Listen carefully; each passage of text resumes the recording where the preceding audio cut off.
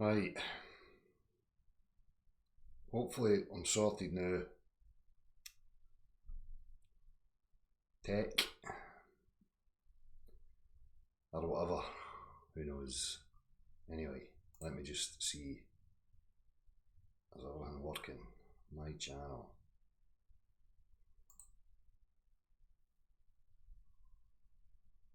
Right. Should be okay now, hopefully.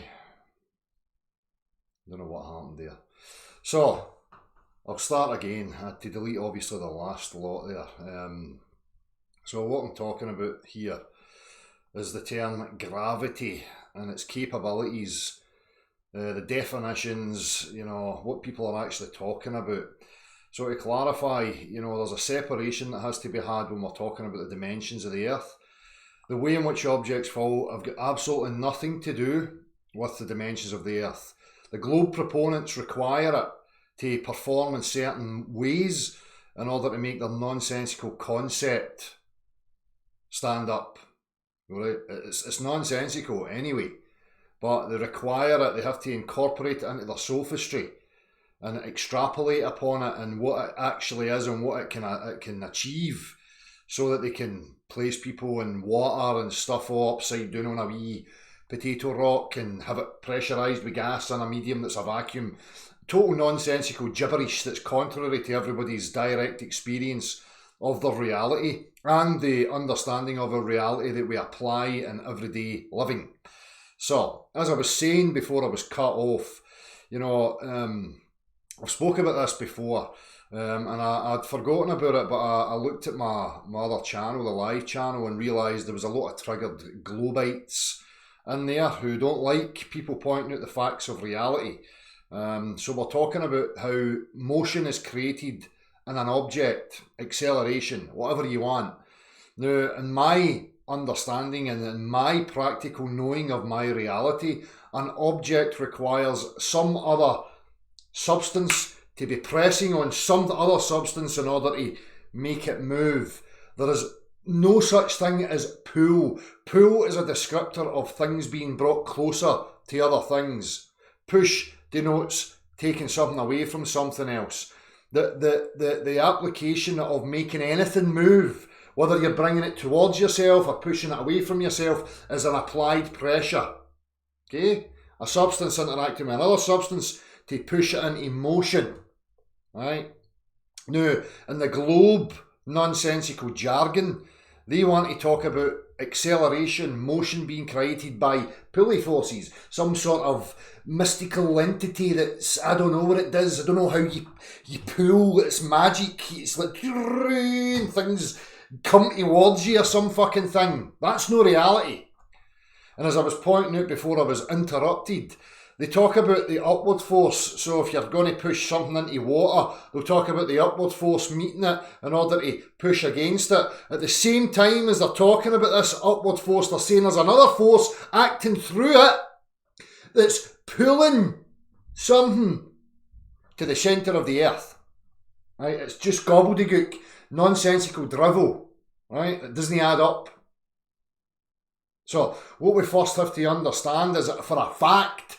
Now, again, I'm going to open this up here. Please send me, I'm going to check my emails. If you are a globe proponent, somebody that thinks they know what gravity is and all its capabilities, send me an email. If you're intellectually honest, if you're a rational, reasonable person that can engage in discussion at a calm level, please email me and come in and have this discussion with me as I go through these aspects. So let me just open up my Gmail.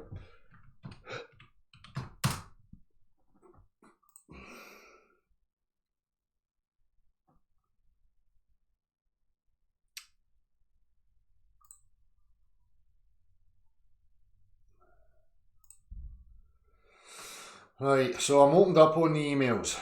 Right, so the reason again I want to highlight why I'm talking about this is because I'm sick and tired of hearing not only globe proponents but flat earth proponents talking about acceleration and motion, right, on physical objects and substance.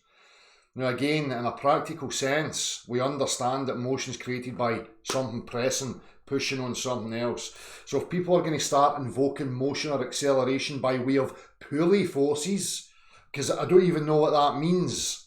Pull, again, just describes, bringing something closer towards you. Go to your door, a door that opens inwards towards you, right? And you'll say, oh, I pulled the door open because you brought it closer towards you. But your hand goes over the handle. The pressure is now here on the other side of the handle, pushing, pressing it, right? A pressure being applied in order to make the motion happen. This is a physical fact of everybody's reality, okay? No ifs, buts, maybes, or whatever. It's a fact, okay?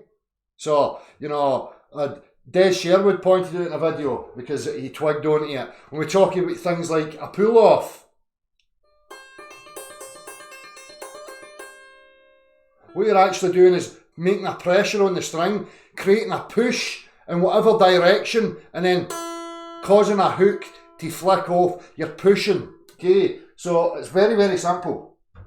These are the facts of your reality. Again, if anybody wants to deny it right now, let me hear what you've got to say. Please come in and let me hear what you've got to say.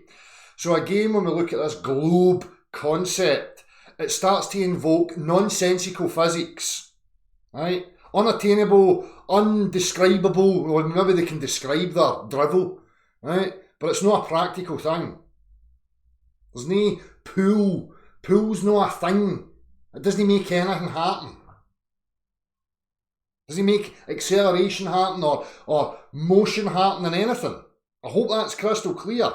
You can get through as many examples as you like. I've seen them in the comment section all triggered because I was talking about tug of war and how it's the same process there, where you're pushing. You're pushing. It's very simple if people slow down the mechanics of what's actually happening, and I'll demonstrate it again for you. You have two opposers on either side of this. This side are pressing on this pressure. Now they're having to exert in this direction. So the angle of the pressure is now here, pushing the rope towards them. The same is happening on the other side. That's what we call tug of war. And people will describe it as, oh, they're pulling on the rope, they're pulling on the rope. But they don't understand that the pull is just a descriptor of bringing it closer towards you. The mechanics of the motion that's happening is pressure being created, push being created. That's what makes motion happen. Okay? So, when we start talking about acceleration and objects falling, and people are trying to invoke pulley forces, they're talking crap. There's no such thing.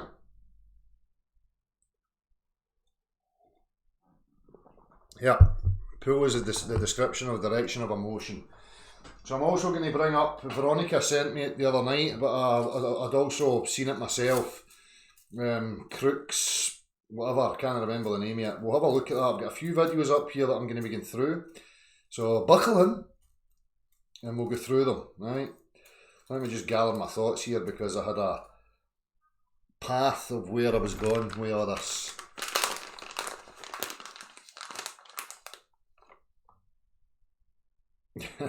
Pushed over by the police. Well, again, for people that have not heard this, I'm going to get through some of these examples. So if you've heard it, you'll need to just suspend your annoyance at the repetition. So when we talk about towing a vehicle, the same thing applies as I was pointing out about opening the door in an inwards direction. If you've got a vehicle that's gone in this direction and it wants to tow another vehicle in this direction, it has a tow bar coming out. The rope is put around it. This car is going in this direction. The pressure is now in here at the internal aspect. Okay, it's going that way and it's applying a pressure to the rope. Okay, that rope is round the other eyelet of the other car and the pressure is now happening here. So the car is being pushed. The rope is being pushed by the car in front. Tension is taken up on the rope. The rope is now pushing the other car in the same direction. Motion requires some sort of pressure.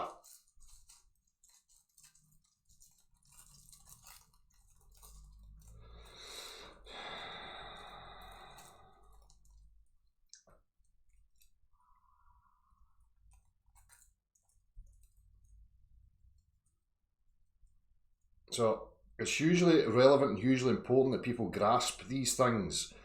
Because again, when we're talking about our objective reality that we can all demonstrate to each other, we have people that start wandering into discussions about nonsensical aspects that they can't demonstrate.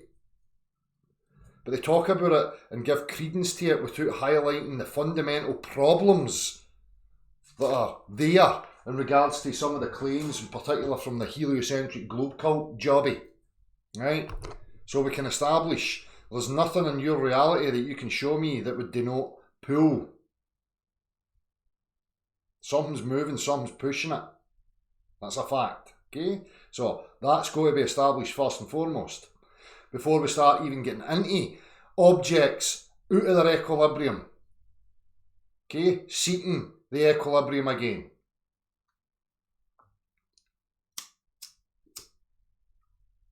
Well, so go and get me a gravity champion.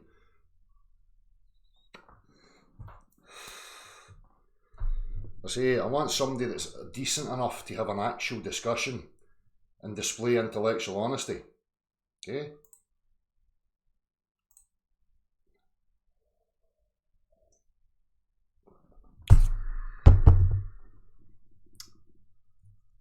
Right. So, where was I going with this? Right, so I've highlighted that. So they talk about the upward force. Okay, so you can't then have some other mystical force acting through the upward force still to pull things down. It's nonsense. Okay, something's being pushed that can be met by the upward force, the resistance of something else. So let me just see here.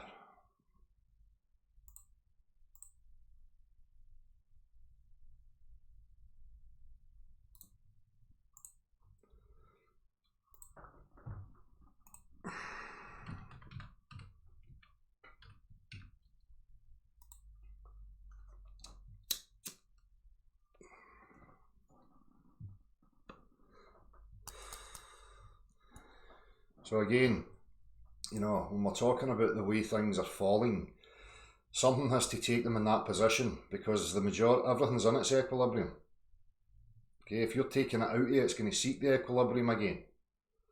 What causes that direction, that downward force or acceleration, is there for discussion and to be discovered. What we can point out is the absurdity of people and their claims in regards to how that is, what causes that. Okay? And again, I need to keep reiterating this, it's got nothing to do with establishing the dimensions of the earth.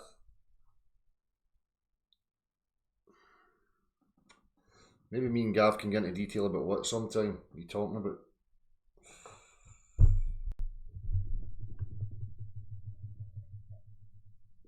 There's a couple of other running tests happening here this evening.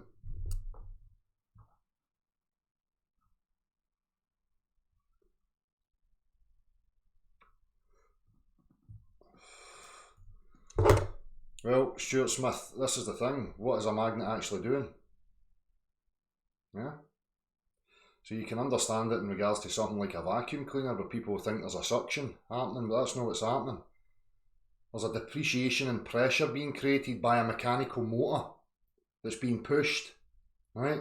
That causes a decrease in pressure, and the atmospheric pressure rushes in to fill that void, and that's what pushes the rubbish on your floor into the collector bag of your Hoover. So in magnetics, again, we would have to be looking at some other concept that's contrary to the mechanics as we understand them. What is a magnet? What is it actually doing?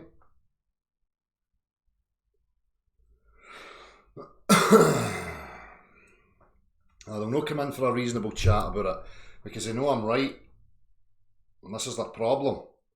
They're intellectually dishonest, and I don't like it when people get to the fundamentals of what it is they're actually talking about. So me as a man, I can understand my reality, the principles and mechanics of what is required to put an object into motion and to accelerate it. So that's why they'll not come in here. They'll only come in here if I'm entertaining it on their terms. giving validity to some pulley force. I mean, what is that? What is that? What's pull? Ask them to define pull. I bet you they can't. It's a descriptor.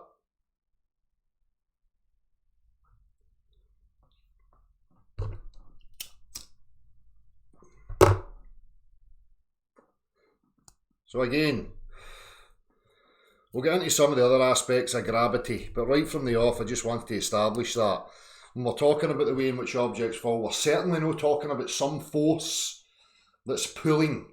Okay, that's impossible. That's contrary to what we know.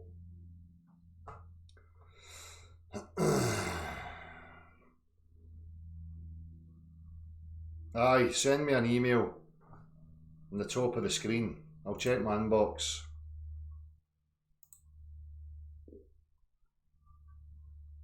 For people that are looking just to come in for a chat again today, it's not an open platform for just chat, you know, that's for a Saturday.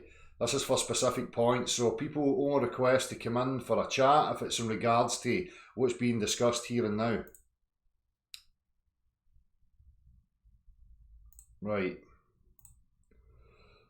So, I'm going to play a wee video by Julie Sumner Miller.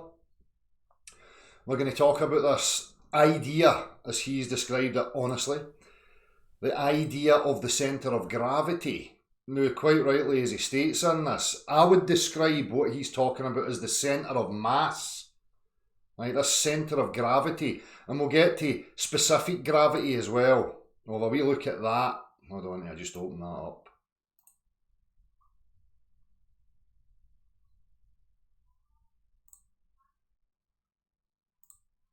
Just let me settle in here and make sure I'm at where I'm at and I'm not missing anything that I had lined up here.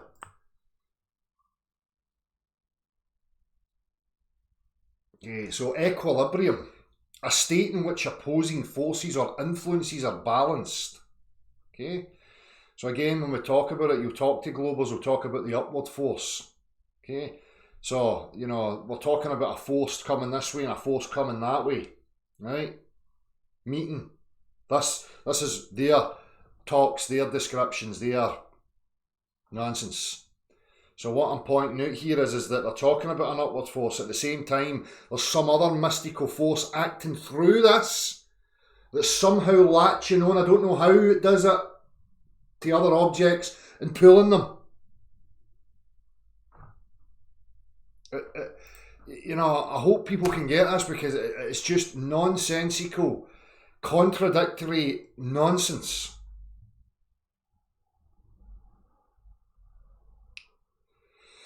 Whatever we come up with, you know, talking about the way in which objects fall, that doesn't define the dimensions that's beneath our feet. Again, it's something totally separate. I don't know why people continually talk about it with relevance in regards to the shape or the dimensions of the earth. It's preposterous. And what people should be realising is, why are these proclaimed flat earthers or opposers to the globe who like to champion themselves, why do they never get to the root of these things and highlight them? You have to ask these questions, because again, it just perpetuates what they actually do is lend credence to this globe concept and its nonsensical drivel by engaging at that level, rather than cutting it off, coming back to mechanical, factual, observable, testable reality that you and I can all demonstrate to each other.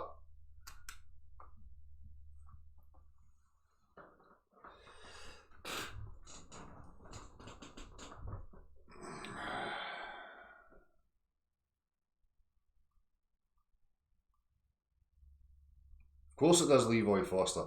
This is the thing about this globe concept.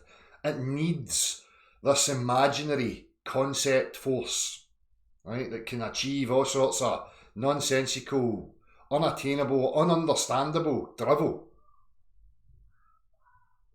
Demonstrate pull to me without some other thing pressing on something else. It's just nonsense. Right, so if they want to talk about downward forces now, well, it must be something that presses. It's got to be something that's pressing.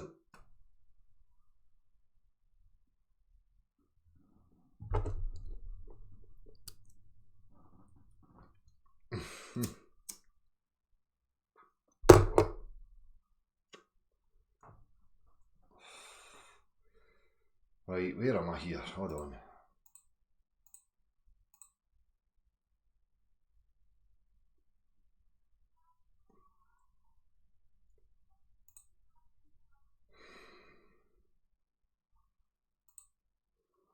Yeah, we've got somebody here that says they want to talk about gravity in a friendly way, so I'm going to give them this opportunity. Let me just open this up here. Just in the game of fairness, right, to give them the opportunity.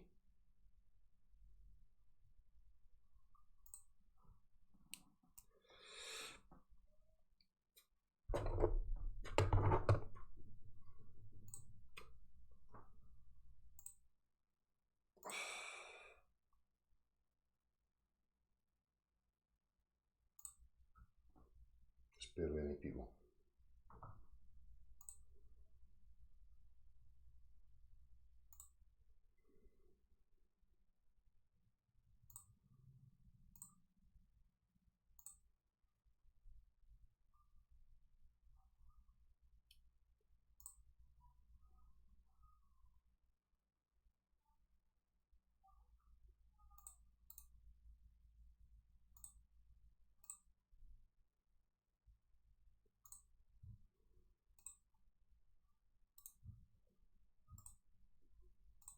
There you go, Shane Lone Star.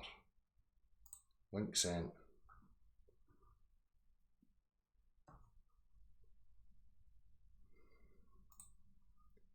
So we'll give this person the opportunity. We'll go through it bit by bit. Then I've got a couple of videos here that I'm going to go through. Interestingly, just while we're waiting.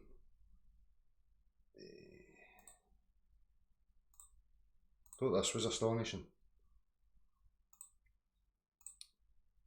Pay attention. Yes, our 2-year-old right now, I'll say, how old are you? And she goes, I'm 4.5, which is her older sister's 4.5. And I go, no, you're not 4.5. And then she grabs my face and goes, 4.5.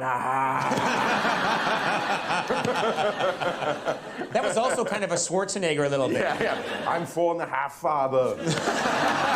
Did you see the transition? Look how smooth it was. Look. Our 2-year-old right now, I'll say, how old are you? And she goes, I'm 4.5, which is her older sister's 4.5. And I go, no, you're not 4.5. And then she grabs my face and goes, 4. Our 2-year-old right now, I'll say, how old are you? And she goes, I'm 4.5, which is her older sister's 4.5. And I go, no, you're not 4.5. So by globe proponents' logic and scientific reasoning, he has the ability to morph into Arnold Schwarzenegger at will.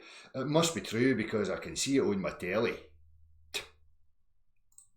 Implications of that are quite frightening if you think about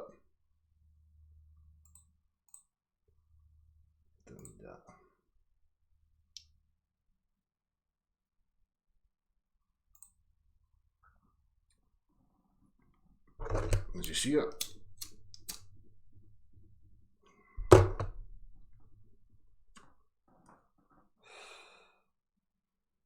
So I'm awaiting this person who's saying they're going to come in and talk about gravity.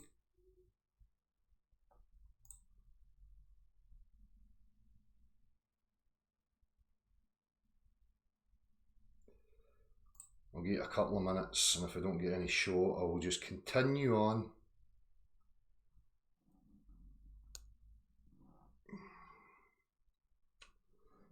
That's Stephen Watson.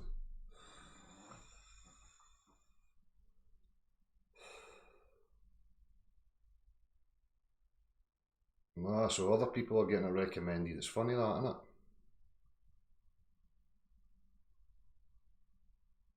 it? It does change. It's a smoothness here.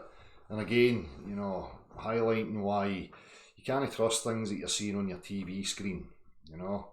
Always seek, when you're looking for real worldly facts, it has to be attainable to you directly. Still not getting a show here. I thought they'd have been rushing in here to discuss their nonsensical forces.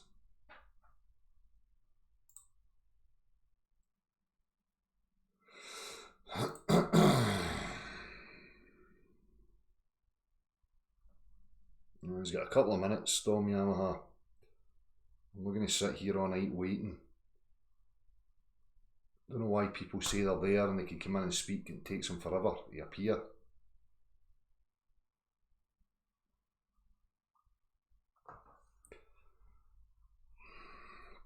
Aye, so again, I'm seeing a lot of people talking about this stuff and it just annoys me. So.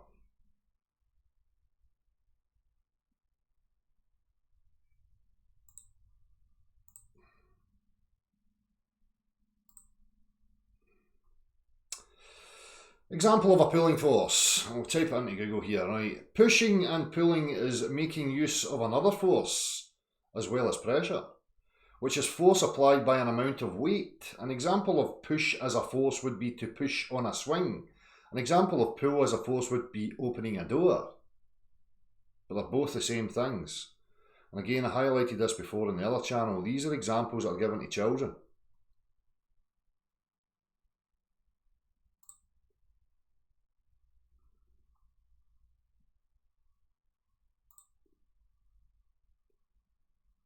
Okay, he's coming.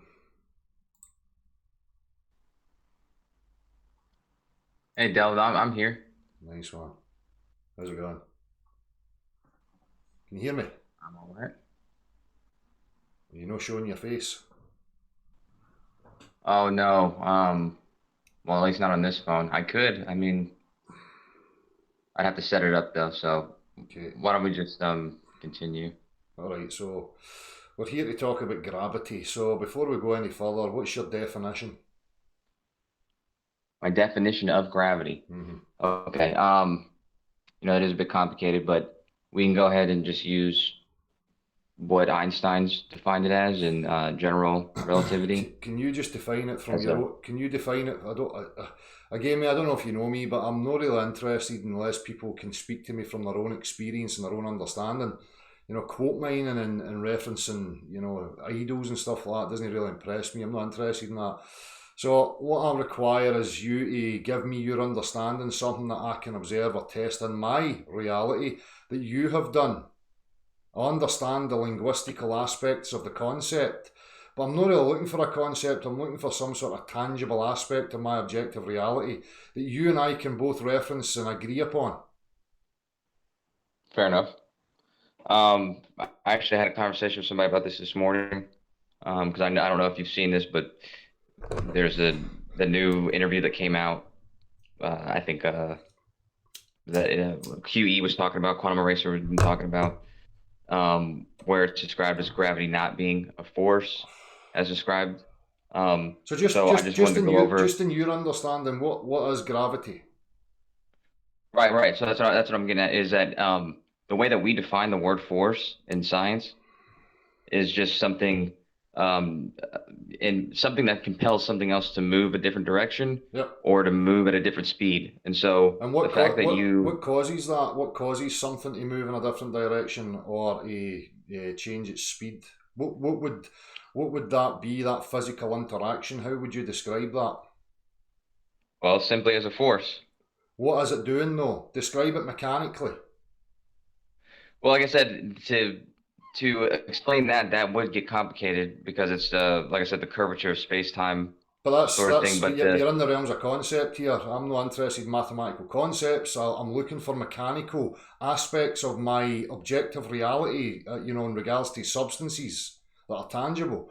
I'm not wanting concepts. So if you're saying something that moves, so you understand that in order for something to move, there has to be something that causes that, correct? Right. So in my understanding of my reality, it has to be an impression made by some other substance that presses upon something else and causes it to move. Would you say that's correct or incorrect? I'd say that's true in most cases, but I'm sure you. Sorry, go ahead. What's the cases where it wouldn't be true? No, in most cases, I heard you earlier describing like the push, or something has to be pressing on something and pushing it or pulling it. No, nothing pulling. What do you mean by pull? We need to understand these definitions and what the mechanical aspects actually are. So again, just define pull then for me. Well, no, what I'm saying, I'm trying to contrast that from what's actually happening. I heard you describing push or pull when this type of force is considered an inertial force, and you can understand that as like being in a car and having the car like take a left turn, and everything in the car moves to the right. So So it's there's not actually a push or pull happening in this situation. It's actually because of the no, but frame of the car's reference. changing direction, and my body wants to go in the same direction. But what caused me Right. to be in motion in the first place? What caused the car to be in motion in the first place? And even to turn the direction of the car all requires a push. No, yeah, you're correct. Right, And that's why. so we agree then that objects in motion require a pressure, something pushing on them.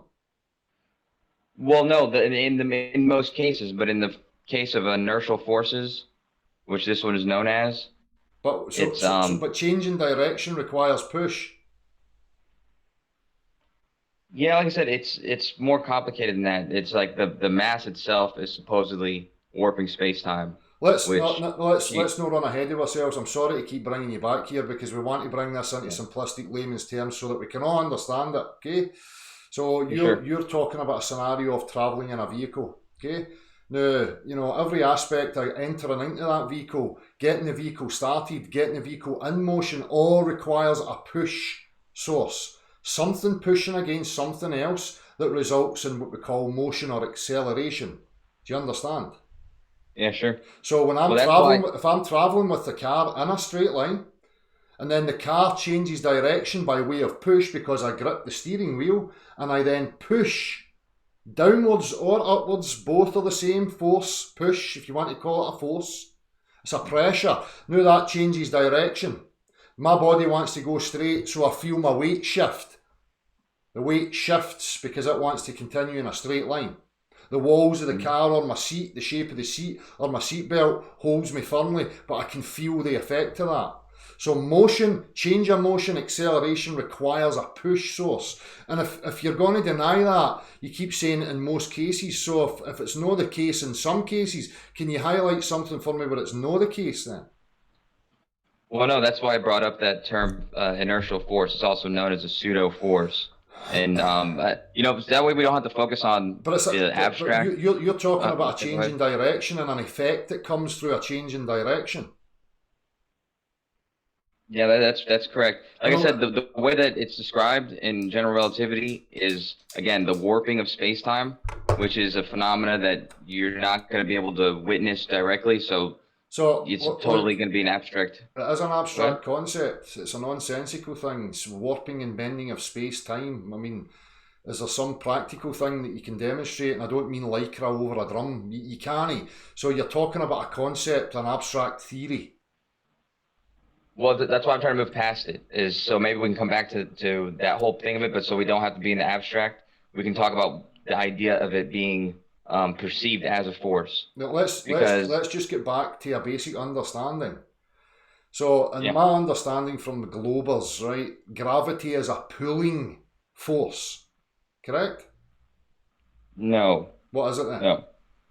Well, like I told you, it's an inertial force, so it's not actually kinetic in nature. Like it's not something being physical, grabbing something and pushing it or pulling it. And so that's what I'm saying. I just want to get back to the basic and just say the law of gravitation, like what it actually is doing, what we can predict that it does with mass and other masses and how they'll affect each other. This is we can observe ourselves, and we can observe this, right now, even without tools. Like, what's the mechanics? So, Um, what are you talking about? You're using these terms and just throwing them out there. Get to the basics, the crux of it, the mechanical interactions of tangible substance that I can reference to understand what it is you're talking about. Yeah, right. That's what I'm saying is that masses that exist in reality. So that the equation for universal gravitation, which holds, it's just describing two masses. You just take both those masses, multiply them together, divide that by their distance squared, I don't know what you're and talking about, mate. Are you talking you. about the Cavendish experiment? Are you now talking about mass attracting mass here or something? That's right. Right. So you went from That's what we observe. Einstein's to Newtonian.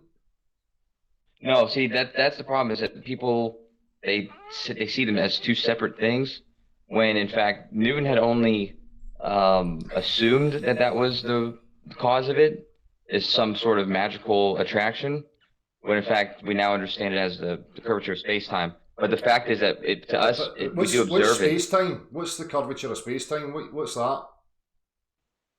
Supposedly, it's just the construct that everything's in, and the mass itself distorts it. So And like the bigger the mass, the bigger the a distortion. medium. So you could call this space-time the ether then. If you call it whatever you want, but So it's there's some unattainable medium that we don't know about, that we can't quantify or practically demonstrate in any way, shape, or form. Well, no, that's not true though. Because if he had only made this theory and had no tests, like a test upheld it, it would just be looked at just like you're saying. But almost immediately there were tests, and there still are. So I think it was 1919. There was an eclipse. Never mind eclipses. So can we get back to mechanical interactions between substances and reality? Can you define pull for me? Pull? Mm-hmm. Sure. It's I guess it would be the force of pulling something towards you. So what is so you that? have What's to the reach mechanic? out. Describe the mechanics of it. I mean, it depends on the system you're talking about, but it would just be something that would be exerting a force that brings the other object towards it. So what brings other objects towards physically. other objects then? What's the mechanics? If you want to bring an object closer to you, how would you describe the mechanics of that? You'd have to overcome the inertia of whatever you're pulling, and No. You keep saying that. We have to understand what we're talking about. We're just going to keep talking past each other here, mate. Right? If I want to move any object, put any object into motion, I have to pressure it in some way. Do you understand that? What do you mean by what do you mean by pressure has to be applied? Okay, so I'm imagining like pulling a rope, like you're pulling a rope with a block attached to it. Yeah, you're using pressure. If you grip a rope, do it right now. Grab a rope.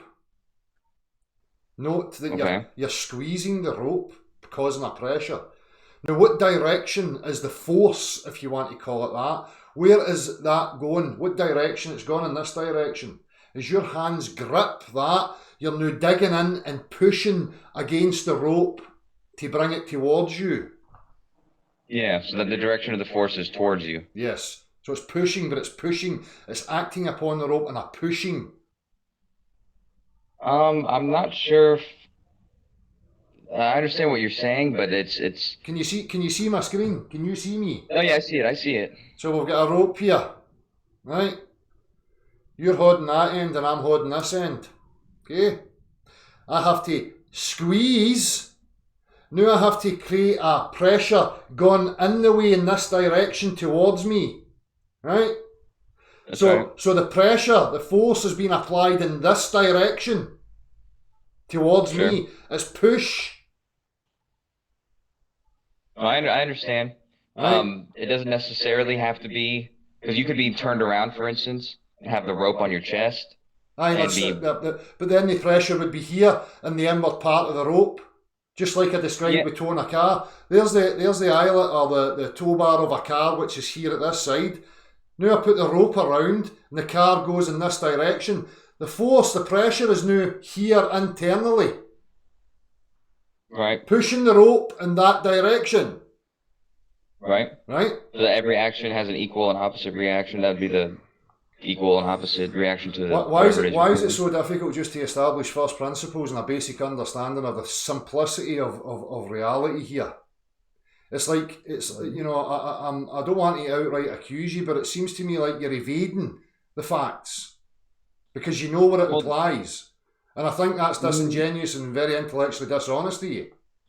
No, I mean, you used a very specific example.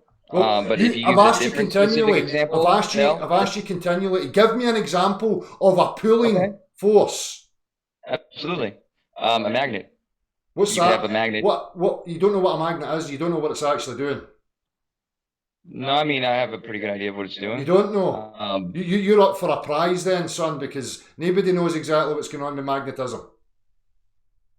I'm not sure if that's entirely true. I mean, I guess if you went down to the bare bones, like subatomically, maybe not, but we do know that the electrical, like the electrons are, if you have a permanent magnet, they're all in the same direction. They're polarized in the same direction. So they're going to cause, whatever object you're using it for to either attract or repel.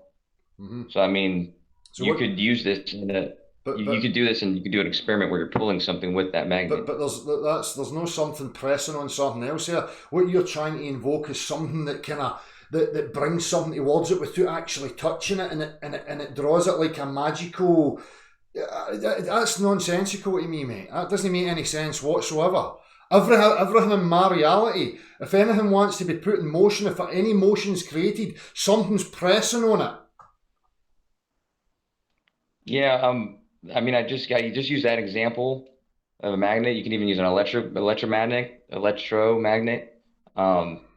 but you get the same phenomena where it's either pushing or pulling something without physically contacting it or creating this pressure. But this is what I'm saying. Magnets and what you're talking about aren't fully defined and fully understood.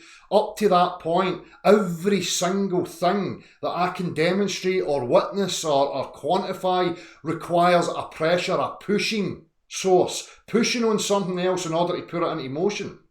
Do you deny that? Well, I mean, I just gave you an example. I would also say gravity applies as one of the. Well, this is the point. But This is the point, because the examples that you're given are undefined properly. They're not fully known and understood, because we don't know what this medium actually is, whether it be the warping and bending of space-time or an ether or whatever, right? We can both agree that nobody really knows that. So, in regards to magnetism, you don't know what's happening there either. I can talk about magnetism in regards to a decrease in air pressure, like a vacuum that I pointed out, a hoover in your home, a mechanical device that causes a decrease in pressure, which causes the atmospheric pressure to rush into that void. High pressure seeks to low pressure, which pushes the objects on your floor into the collector basket of your hoover. Yeah, I see. Right? So I could say the same thing about magnetism. Well, it's causing a warping of the ether or space-time that's causing it to fill the void. And whatever's there in that vicinity is pushed into that void. So, but I don't know that. I can just, surmise like anybody else, but it's irrelevant because these things are not established fully yet. So let's leave that by the side. We're talking about gravity and how it's utilised and invoked in regards to the globe and pulling. Right? So it's not a magnet, because you're not saying gravity is a magnet, are you? No, of course not. Right. It's an irrelevance then. It's a false equivalence. No, the relevance comes in because I thought you were making an absolute statement by saying everything requires this. I was giving an example of something that doesn't, and even something that you're right. Maybe the bare bones of it is either misunderstood or not understood. But we do know the effects of it, and we can predict the effects of it, and that's also the same with gravity. You can predict effects, but you don't know what the ultimate cause is. The thing is that we're part of the effects. So the ultimate prime mover, the initial force that put everything into motion, is unknown because we're part of the effects. So we can understand that. We know that. But in regards to objects and their interactions with each other in this realm of effect, cause and effect, we know that in motion is required. You need a pressure, you need something pushing on something else. Yeah, I mean, I'd again just have to disagree with that absolute statement. Give me an example then. No magnetism that we don't fully understand or can define properly. Give me some other mechanical, example of an object being put in motion without a pressure being applied to it. Well, you gave one with the vacuum, sort of. A vacuum cleaner even. But it's a mechanical implement that causes a decrease in air pressure, which causes the surrounding higher pressure to fill the void. Mm-hmm. So that rushing inwards is a pushing force that moves any object that's in that lower air pressure vicinity. Yeah, right. But that's what I'm saying. This is another example of something that's you're causing to be pulled towards you. It's not being pulled, though. You're not listening. It's the air rushing in to fill the void that's pushing the object. Like wind. You know how wind blows a tree? Right. Like the tree's in motion because the wind, the air, the matter is pressure on the leaves and the branches. Yeah, so it's moving the trees. That's right. Okay, So, I mean, like I said, there's because you're gonna take out the magnetism, but I mean but there's never mind plenty of magnetism other. because gravity's not about magnetism. Well, yeah, you're correct, but gravity does work in a way where it doesn't need to actually physically come in contact with something the same way But that's magnetism. contrary to my direct experience of every other aspect of my reality. Because people are talking about gravity as some sort of pull, and again, I'm asking you to define what pull is. It's not a Yeah, force. no, but It's not an if they've defined it interaction. that way, that's incorrect. That's an incorrect description. Someone who's describing it that way. So if I says to Um, you, well, I dropped an object and it accelerated towards the floor, you're going to say to me, gravity pulled it towards the centre of the earth, yeah, we could say that like colloquially, like we'd say that, but it wouldn't be 100% accurate. But you're still going to say Right. it's pulling it. Yeah, because I mean, it puts the idea in your head. But pulls, So you understand. but Sorry, go pulling. ahead. So pulling just means an object going closer to another object. Well, no. The pulling itself would be the incorrect way of stating it. But if we're talking socially or not scientifically, then it's No, appropriate, I suppose. no. Scientifically, this is the globe claim. There's a force, a non-geometric non-entity at the centre of a mass that somehow pulls things towards its centre. So that definition of pull, as I understand it, simply means one object being brought closer to another object. But in my mechanical understanding of everyday experience, in order to bring one object closer to another object, you require a pressure to make that happen. Yeah. Again, at that point alone, I disagree with, but I don't want to Give me an cause example of why you disagree with that. You'll no give me an example. No, I did. I gave you an example, but you didn't like the example, so you threw What it is the out. example again? Magnetism. But your gravity's no magnetism. I know it's not magnetism, but it's an example of a force And where you don't actually have to you don't physically know the full contact something else mechanics with of pressure on it. magnetism either. So you're using something that's undefined, that's unknown fully, like magnetism, and you're trying to utilise that into your belief system, which is dishonest because you don't know what magnetism really is or the mechanical functions here. I mean, we do understand the mechanical fun. We understand almost everything down to the atomic level of what magnetism is, Right? Okay. electromagnetism. hmm But And that's neither here that's nor there. attraction of pulliness that you can't define. There's no such thing. That's I like think me. that pulling that we keep saying the pulling. Tell me how I could get the TV towards me without some sort of pressure being applied to it. You could have a powerful magnet, like at a car, like an auto shop or an auto yard. And what's happening? What's the mechanics of what's happening there? You turn on the But very high powered. what's the physical interaction? What's the mechanics of when you turn the magnet on or bring it to the TV? What's actually happening? What's the interaction between the two things? Yeah, what you do is you turn on the machine, and then what that's going to do is it's going to send a current through the electromagnet, which is going to give it a charge that's so strong and so focused, or what's the word I'm looking for? It's like all the entire charge is focused in one direction, and it's going to be strong enough to like either attract, well, because you're going to want to attract the TV, and so the metals in the TV are going to be attracted to that negatively charged what do you call that? To either negative or positively charged electromagnet. And so that attracts it to one another. It has to do with We're just not getting anywhere here, mate. We're not getting anywhere here. I'm trying to talk to you as an honest man, as an individual. Another man speaking to another man. And I've says to you, my understanding of my reality, an object in motion or to accelerate anything like a car or whatever, every aspect, the mechanical aspects of everything to do with it is something, some piece of material matter pressing on some other piece of material matter in order to make it move. But well, that's not true. You're talking. It is true. It is true. Go and give me an example of something. I know you're going to keep saying magnetism, but you don't know what it is. No, but okay. So the example that we were just given with the car yard and the TV, the actual atom itself the proton and the electron, they have opposite charges. So they're the ones that dictate what's like the electron itself is going to dictate how these attractions are either repelled or attracted. And so attraction again is just one of the four fundamental forces. Attraction again is just another word for pull. Another word to describe some object coming closer to another object. It's no defining the mechanics of what's actually happening.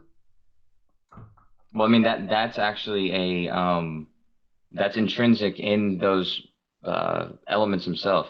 Like in the proton and in the electron, they are attracted to one another, and the electrons are repellent to the other ones. So this is what causes things like electricity and things like magnetism and all that kind of stuff. Pulling, attraction and repellent, it's just the same as push and pull, right? You're just using the same words, but different words to describe the same thing. What you're describing is two objects coming closer together or two objects going further apart. That's what you're describing. Now, what you don't know is the mechanics of how that actually happens in regards to magnetism.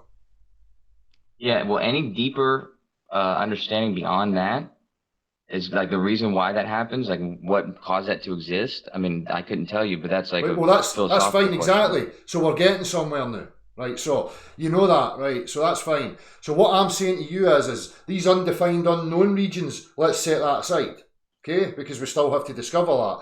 But everything else in my reality is telling me that in order for something to move either closer or further away from something else, push-pull, there has to be some pressure applied to one of the objects in order to make it move. No, I understand that and I see that. I'm not sure if you are aware before of the inertial force concept or that kind of stuff, but there are several other examples that do something similar. They appear as a force in our everyday life. They accelerate a mass. Concepts are no use to a man that wants to understand the mechanics of his reality. That's in the realms of man's linguistical, gibberish. I can demonstrate to you without using words exactly what I'm talking about.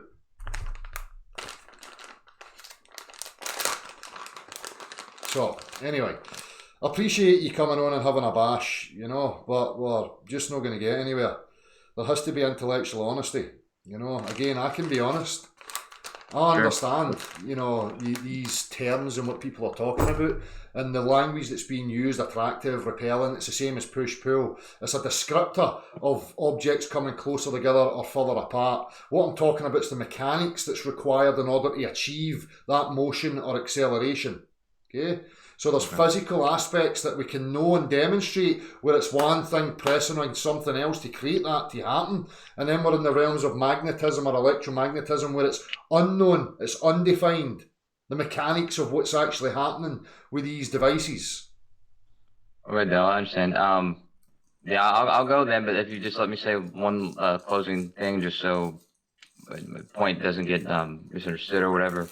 The fact is that there is a force that we're witnessing because of the falling of objects, the way in which things are moving in a certain direction when placed in the air. That defines a force. And the other thing I was going to say was just to clear up what we said about the electromagnetic force. As we know, there are four fundamental forces, two of which, the weak and the strong one, we don't have to worry about because they don't come up in everyday life. But the electromagnetic force is understood, and the intrinsic relationship between the proton and the electron being attracted to one another, that again is just a fundamental law of nature. The reason why that exists that way, it's unclear, but it is understood. The mechanics are not understood fully at that level. So witnessing and observing the way in which objects fall, again, is fine, but when people start trying to extrapolate into the realms of abstract about what that causes is where I have a serious issue with it. And again, talking about gravity and this pulling aspect causing motion, it's nonsensical to me, because again, motion, as far as I can tell, my reality requires a change in pressure. Yeah, it seems so. And I'll say that gravity isn't completed. The understanding of gravity is not completely finished with, and so maybe hopefully in our lifetime, And what's your somebody understanding of will. gravity in regards to the dimensions of the Earth? Does it define the dimensions of the Earth?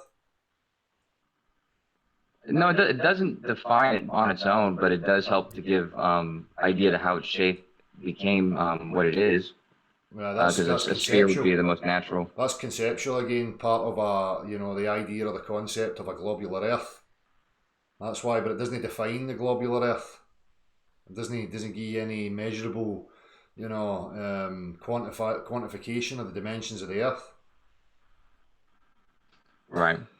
What is it? I mean, you're right. The gravity What, alone wouldn't do that. what's happening with gravity as well? Obviously, you're going to be one of these people that believes that gravity causes bodies of water to be able to bend and display convexity upon the surface. What's your understanding of this force or this energy? What is it that it's doing to a substance like water that allows it to behave like that? Yeah, I think it's more simpler than some people make it seem, is because if you think about everything, except for the things that are lighter than air, but everything else, so basically everything is being compelled towards the Earth. So, whatever the shape of the Earth would be, the water would conform to its shape. The container. You know what I mean? But in physics, we understand fluids to take the shape of their containers. That's an observed, tested, phenomena that's well understood and applied in everyday living. What you're talking about is no a container. A globe's no a container. Well, yeah, because I'm introducing the idea that everything is compelled towards the Earth. Like everything wants to be.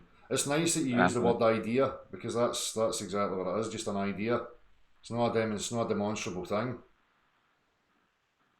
Well, I would disagree. I would say that if you were to show what the shape of the Earth was, and show that gravity attracts things to the Earth, then understand that the water being where it's at. What's it doing to the molecular structure of water that allows it to have a kind of elasticity? I mean, it's a liquid. It's a fluid.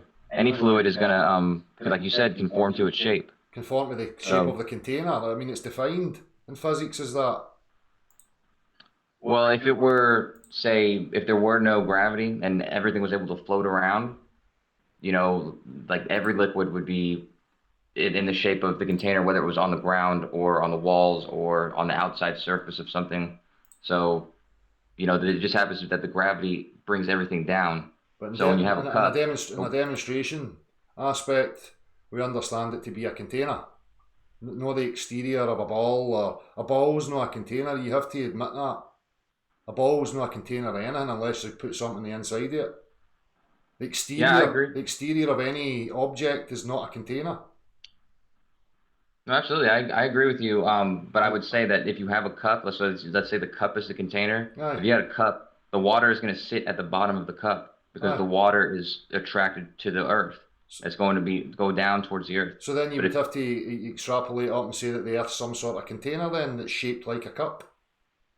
No, I'm saying that's why it's in its container.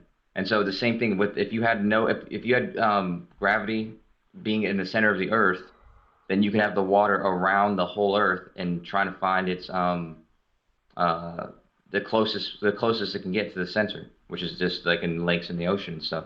It's always going to be pulled down. So water running off a mountaintop. So if we're talking about mass being the cause of gravity, and the more mass that you have would be more gravity, correct? Right. So why then is water running off a mountain ranges to the valleys where there's less mass? Does gravity have not only a downwards but a sidewards pull force thing? So it can pull things sidewards as well as doing? Sure, any direction, wherever the center of the most mass is. But the mountain ranges get more mass than the valley. Yeah, that's the thing though, is the mountain is still on the Earth, and so you're right that. I know. But the part that the valleys get less mass. Yeah, but still the descent below that, down when you keep going, there's still more Earth down there. So you're right that there is more mass next to it than on the other sides and stuff. And so you could do a test, like there's a mountain experiment they did up there in Scotland. 200 years ago. But I don't see any abseilers being pulled into the side of fucking mountain faces. Yeah. There's like a pendulum, it gets pulled to the side. What, 200 years ago? Have you done it? Have you abseiled down the side of a mountain and been pulled into the side of it? I haven't, but I looked at the data from it's called the Gray satellite, and it looks at the local gravity in different places. But so yeah. Anyways, you wouldn't expect the water to go towards the mountain. Same thing with those balls. The balls that are hanging in that experiment, the But balls hang on aren't a minute. actually. But I think this is a contrary, nonsensical stuff. The more mass denotes more gravity, right? So That's we're right. up the Pyrenees that's attached to the Earth, right? And at the side of the fucking Pyrenees, there's a sheer drop of thousands of feet into a valley which contains less mass than the top of the mountain, but the water's running off the top of the mountain down into the valley. Okay. So if you had all the arrows pointing at the object that we're talking about, let's say it's water, whatever it is, you have water, the arrows pointing coming from where the mass is. You're right, there would be an arrow to the right where the mountain is, but there would be still more arrows coming from the center of the Earth, pointing up at this object. And so there's still much more gravity coming from the center of the Earth. But you're right. It does increase slightly more than it was, but it's still not enough to make something else move towards that instead of towards the center of the Earth. Doesn't make any sense to me. So, this gravity thing again, it doesn't have any dimensions to it. This centre of gravity, what's at the centre? What's at the Center centre? of mass. What's at the centre of the mass? What is the stuff that creates the gravity? I mean, what is it? Has it got some sort of geometry to it? Is it a Yeah. physical substance? Is it a No, you're right. It's a geometric concept because it's not like saying that there's the material there is what's attracting it. It's not that it wouldn't matter what the material was. So it's not a Same thing matter. with It's not something that's material. It's no matter. It's not something that's no, actually. it is matter, but it's not the properties of the matter itself that's doing it. It's just the fact that it's a mass, and so that's the center of any mass. It just happens to be where the most, like if you were to say, like if you were to point at a planet or a sphere or something, and you were to say, where's most of the gravity coming from? Like those arrows I was talking about, the biggest arrow would be coming from the very center, because that's where you can concentrate all of the. So if I had force. so if I had a bun, right, a bun, and then I cut a hole in the middle of it and I removed the centre of the mass, is there something there? Is there something in there now? I believe so. I mean, they say there's a molten core and it's very dense. What, a molten But core at the centre of a muffin? No. I thought you were talking about the Earth, but yeah. With the muffin, okay. So if Is I've there got a something muffin there? and I identify the centre of mass, not the centre of gravity, the centre of its mass, right? And then I bore a hole like I get a cookie dough cutter and I take the centre out of it. What's there in the middle now? Yeah, but even if there were nothing there, if you were talking about something that was a sphere, if you were still talking about something that was a sphere, the center of mass from something that's outside of that, like maybe distant from it, would still be its center, What? because that's where the vectors of all the points would be coming from. I'd have to show you a picture. It's kind of hard to describe. No picture, just The if you can come back with some mechanical aspect to my reality with tangible substance and demonstrate what you're talking about, then that would be fantastic. So I appreciate you coming on and having a bash anyway, my man. At least you've been Sure. respectful and all that stuff. I can only what's the word? Tip my hat at that. So appreciated. No, yeah, of course. And it's a pleasure being on here. I'll just say again though that you're right in it seeming like a magical force or whatever, because it is doing something bizarre and eerie and it's not fully understood. Because it's just a But at the very concept. least, It's just a yeah, concept. Aye, well, that's it. Well, the intellectual honesty of globe proponents should be there to realise that and stop trying to talk about it like it's a fact and a given. Because they don't know. well, no, sorry, go ahead. No, I was saying that the fact is though that there is a force. That's the most important part. That we witnessed a force occurring, and so even if you didn't want to call it gravity and all the things that so, go along there's with a it, force at the centre of my muffin, even though I've taken the centre of its mass away. There's a force in the centre where there's a hole where there's nothing. There's still a force yeah. there. I mean, have you ever seen like when they show like a figure, what do you call it, an ice skater, and they're doing their spinning, Aye. and they're talking about the center of their mass? Uh-huh. That's it's just basically a concept. The center of the mass is just going to determine where the average collection, the position of most of their mass is. And so That's the centre on a of sphere, mass. They call it the centre of gravity, but it's the centre of mass. You yeah, can find the balance. yeah, center of mass determines the center of central gravity. point of any mass where you could balance it. And if you Right. move away from that, it's going to topple. But that's just the centre of mass. This invisible stuff that people, this conceptual aspect that people go on about is just nonsensical, as far as I'm No, concerned. yeah, 'Cause they're referring to the same thing. aye, it's just interchangeable. It just depends on what your bag is. I call it the Exactly. centre of mass. But that's exactly why spheres is the shape that is the most uniform, because in a spherical shape, the position that would be the center of that mass is always going to be somewhat near the center. As long as it's perfectly shaped, the center of it, center of mass or the center of gravity will be close to the very center of that sphere. Whereas like a figure skater, they can move their arms and they can move around, and the center of mass is going to change. I can get any object and find the centre of its mass. It's the point where it will balance in equilibrium. Oh yeah, this is true. This is true. Right. But that's how spheres are formed, is because they're not perfectly spherical. What makes what makes a bubble in a body of water if I blow air out of my lungs? What's causing that to make a sphere? Similar reason, similar concept. It has to do with the fact that if you start from a point and you go every direction, either you go into every direction or you're pulling from every direction.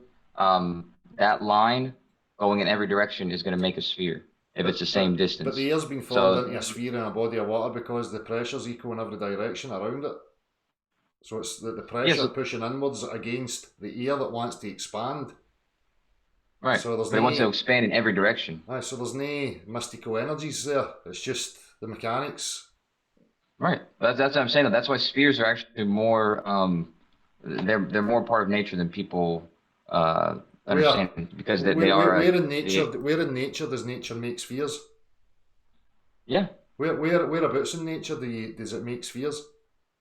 Well, I don't know. You might not agree with this one, but everything that's large enough that's affected by gravity eventually forms into a sphere. Because of the reason that we're saying just now. So I'm going to turn into a sphere the older I get.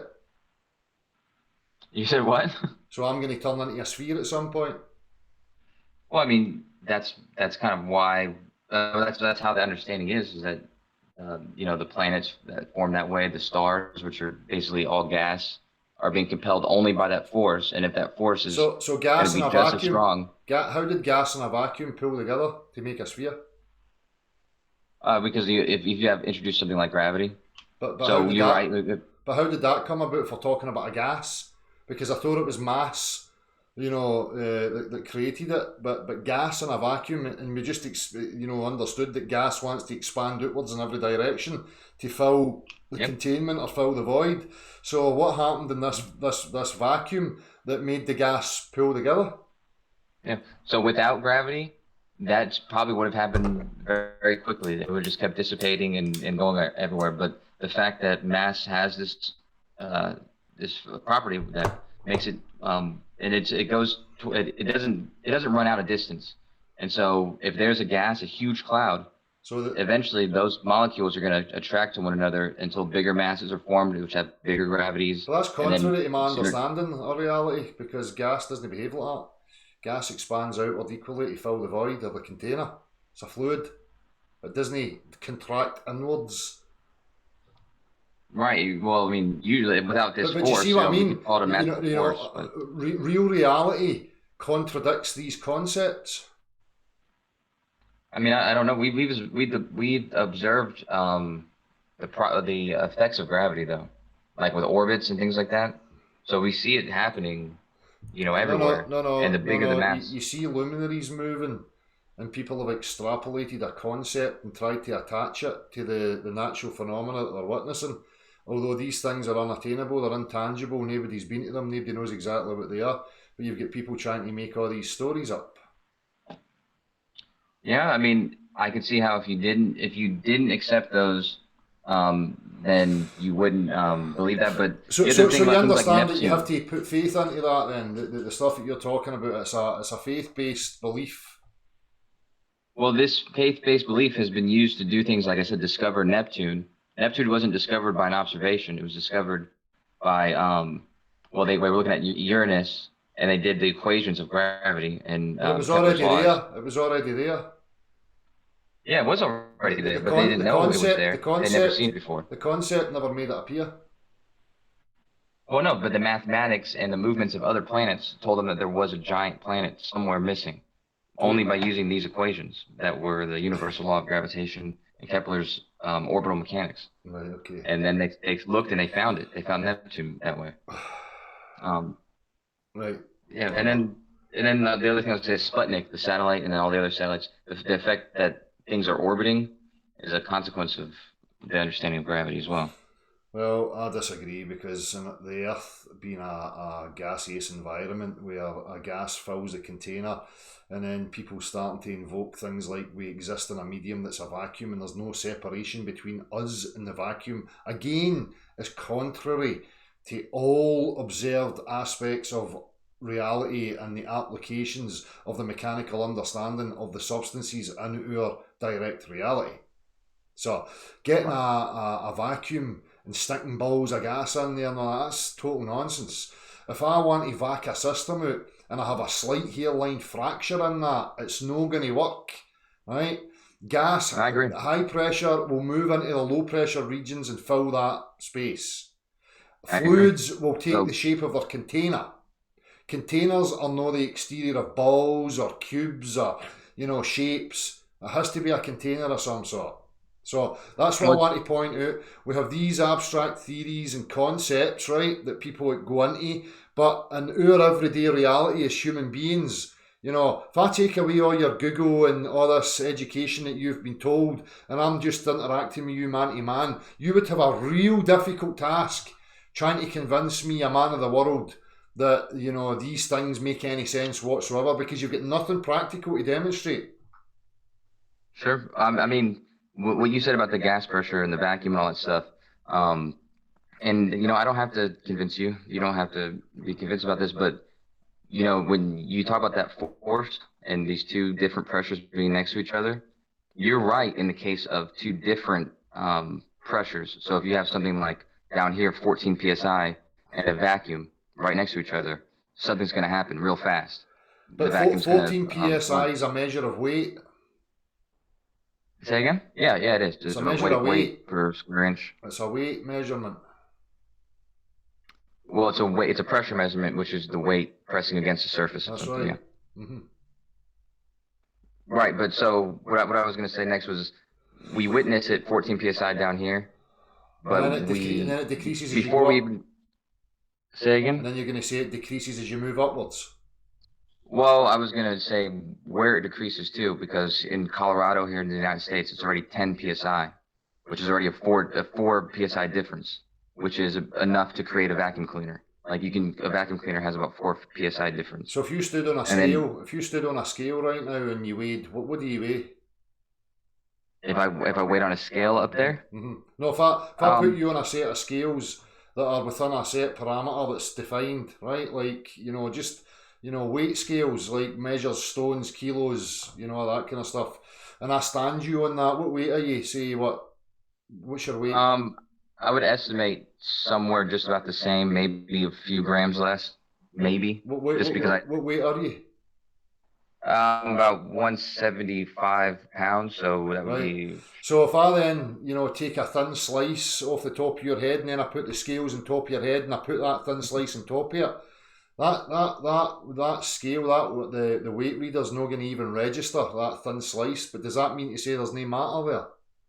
Right, okay, so then in this case, you wouldn't notice a difference then. Aye. You wouldn't notice it. It'd be so small you wouldn't notice it. That's right, but the fact is that there's still matter there. Yeah. Right. Anyway, right, I'm going to move on, mate, as I say, I appreciate you coming on. Okay, sure, yeah. Cheers. I was going to just say that about the vacuum, but, vacuums are nonsensical. A vacuum is, the absence of anything. Vacuums don't exist in my reality. There's no such thing as nothing. There's no such thing as a void that's empty of something. That doesn't exist. That doesn't compute. Well, we can call it a near vacuum then. Well, it's It not a can be very vacuum close. under the definition of what a vacuum is. So people need to Yeah. stop referring to it as vacuum, because there's obviously Yeah, something well, there. that's incorrect. Then, like, if you were going to be precise, you would just change that to a near vacuum, very close to a vacuum. What you would say is that's you're a right. low, There's a no low perfect pressure. vacuums. It's a low pressure system, you would say. Yeah, it's just there's just less stuff there. So it's a low pressure system. Yeah, right. Aye. So even when we try and make vacuums here on Earth, there's still something in there. It's not a void. It's not an area where there's no thing. But that's the point I wanted to express, though, is that I've already showed you from where it goes from 10 to, or from 15 to 10, so 4 or 5 difference. And up there, it's already less than 1. So where balloons go to, it's already far less than 1. So we're talking about if you're trying to go from there to a vacuum, that's already 1 to 0, which is already less of a difference than You're talking about me the to gradient Colorado. thing again. You're talking about the gradient thing again. Well, I'm just saying that there doesn't need to be this container. Like there's not a container that makes it. Show me any sort of pressure or gas without a container. It Well, I mean, that's why I was defies describing that. it defies all known practicality in physics. What you're talking about is conceptual physics, no actual tangible physics. Well, let me ask you then, why does there have to be, why is there not one between 15 and 10 psi here to Colorado? There doesn't need to be one. But all of a sudden, when you get up to 1 to 0, there has to be one. You're talking about weight now, though. If you're taking the reading like a barometer, you're measuring the weight of the column. That's right. Right. So that's what causes the pressure. So, but you're making that scale. Okay, so as I says to you, just to make you understand, if you stand on the scales with your feet, you're going to read whatever your weight was, I'll say 12 stone, right? Now, if I take a thin slice off the top of your scalp, and then I place the scales here, and I put that thin slice on the top, it's not going to read anything. Yeah, it's just kind of. But there's still a mass there, there's still something there. No, yeah, you're right, but and what you said about the pressure of the column of air, that's what creates the pressure, right? Is the weight of the air above you.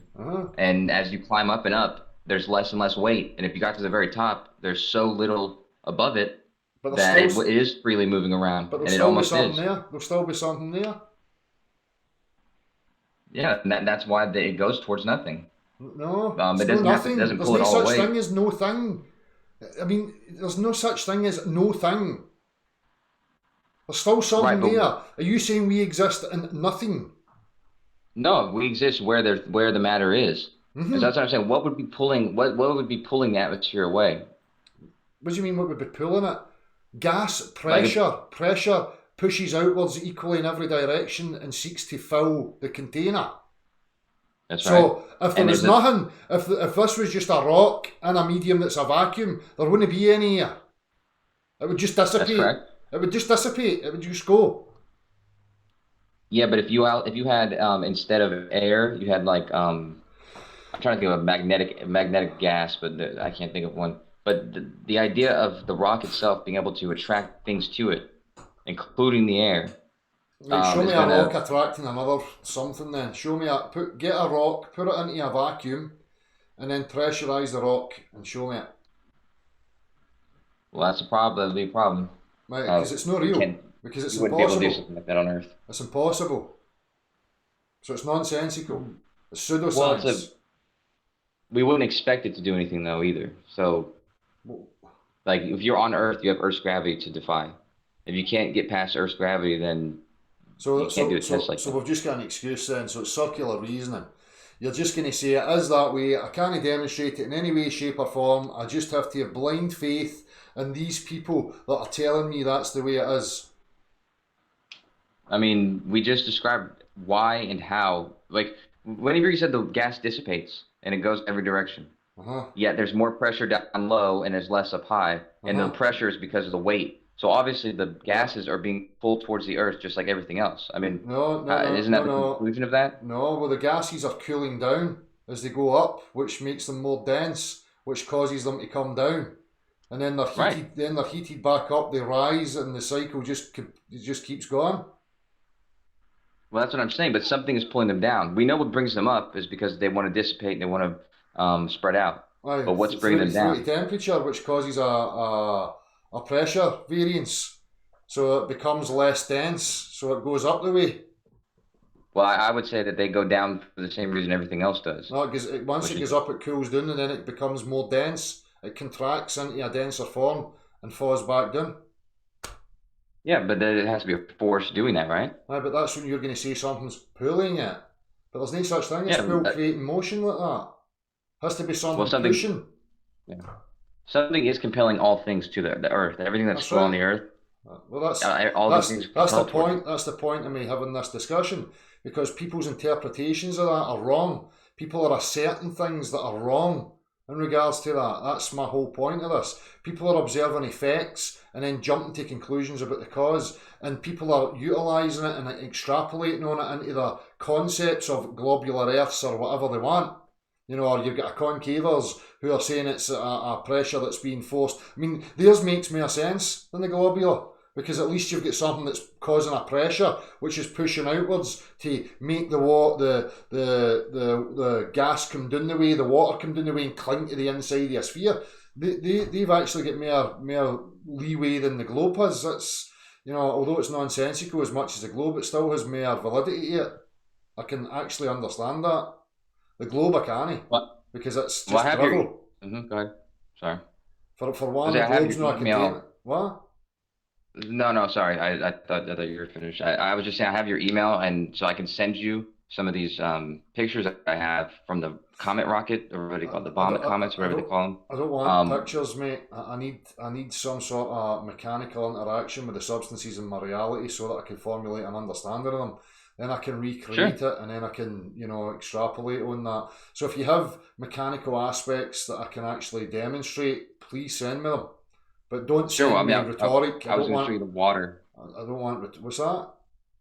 The water, like when you're in those comet vomits or vomit comets, that you can see the water coalescing around an object, like completely surrounding it.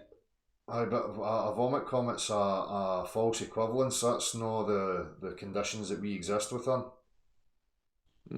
It's not exactly a false equivalence, though. It's Are you now going to say? So what you're then going to say is we're actually in a container that's falling through a medium that's air?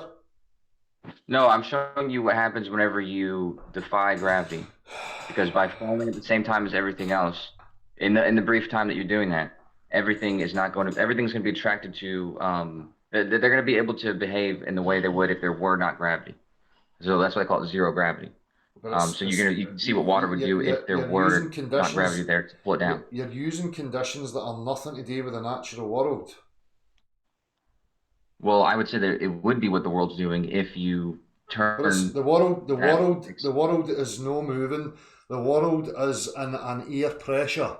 That's the world. I'm not inside a container falling through a medium of air. No, but I'm saying the water and the air will conform around the object. In those conditions, that's not the conditions of the natural world. That's not a natural phenomena. Yeah. I've tried to say this to a lot of people that if you can see that everything is compelled towards Earth, what's hard about the water doing that? Things fall downwards. That's the point. Things are falling downwards. The concepts that are given and the descriptors of the cause of that is where I have an issue. I don't deny things are falling. And again, it's got nothing. This topic has got nothing to do with the dimensions of the Earth. It makes no difference to establishing and quantifying the dimensions of the Earth. So, anyway, I feel as if I've spent enough on this. We're just going to go around in circles, and I don't want to exhaust it too much. So, we'll just call it a day there, mate. And I appreciate you coming on. Sure, it was a pleasure talking to you. I mean, I appreciate it. Cheers, man. Take care. Take care.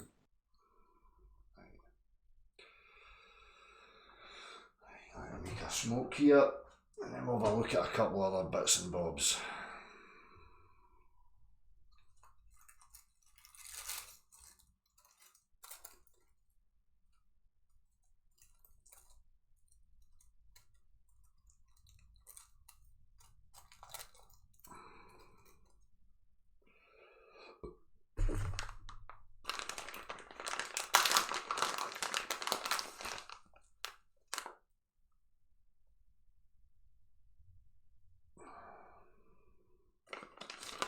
everybody's entitled to their opinions, you know.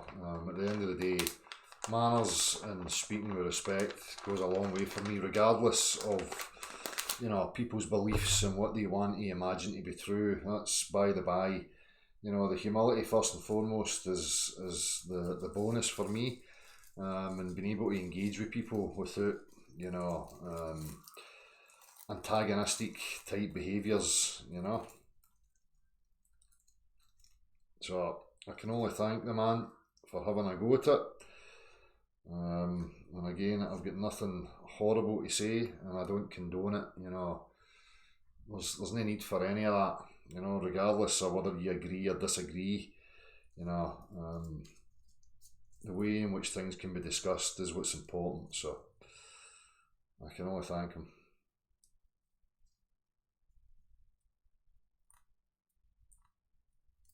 Well, maybe so, Chelsea Deluxe, maybe so. But we can still highlight the inconsistencies and the problems in regards to discussion. You know, whether people are at it or no. If you just understand how to question and what it actually is that's being proposed to you, then you can start to highlight that content and see where the problems are. So it's of use. Right. Let's look at some other things here. Let me have a wee look.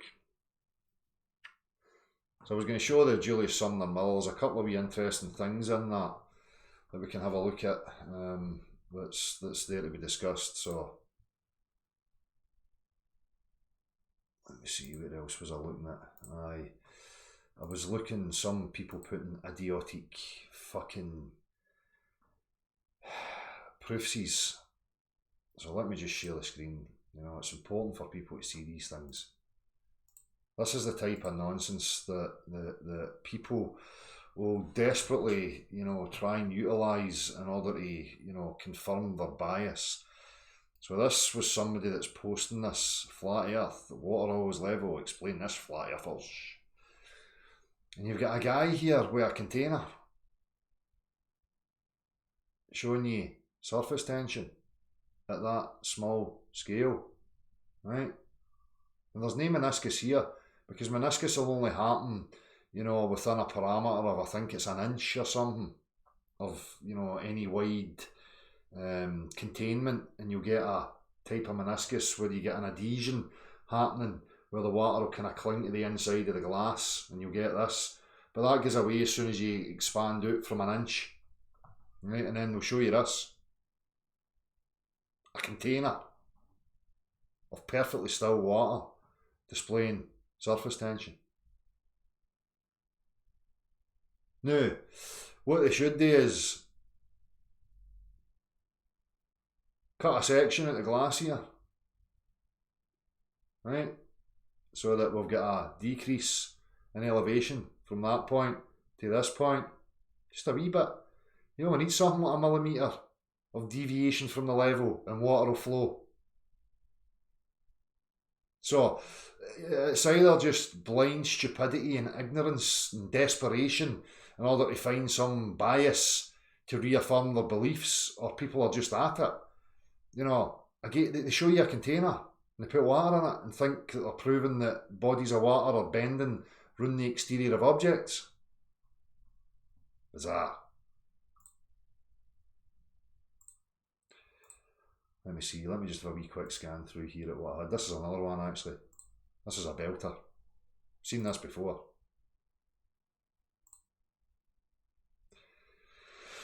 People are posting this as proof that water sticks to the outside of a ball. Now the ball is in a body of water here, a container. The water's fucking running off the ball back to the collector, the container beneath it, and they'll share this. Welcome to the machined pocket that's spherical. The one we did in Baltimore, very short segment, weighs 10,000 pounds. But as I said, this is the largest of these sculptures in the world, at least to my understanding. This particular one, now, if you go out and you look up, this is called the Grand Kugel. Bravo. And if you try to look up 24 tons to 84 tons. Well, I couldn't have that, so I went ahead and I did the calculations. 2.75 tons. Whatever. I'll put those exact huge piece of granite. I don't even know how you would machine something like this. But as you can see...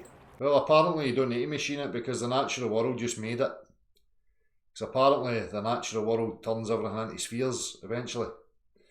So maybe that's billions of years old and the magical, invisible, mystical force made it into a sphere and polished it.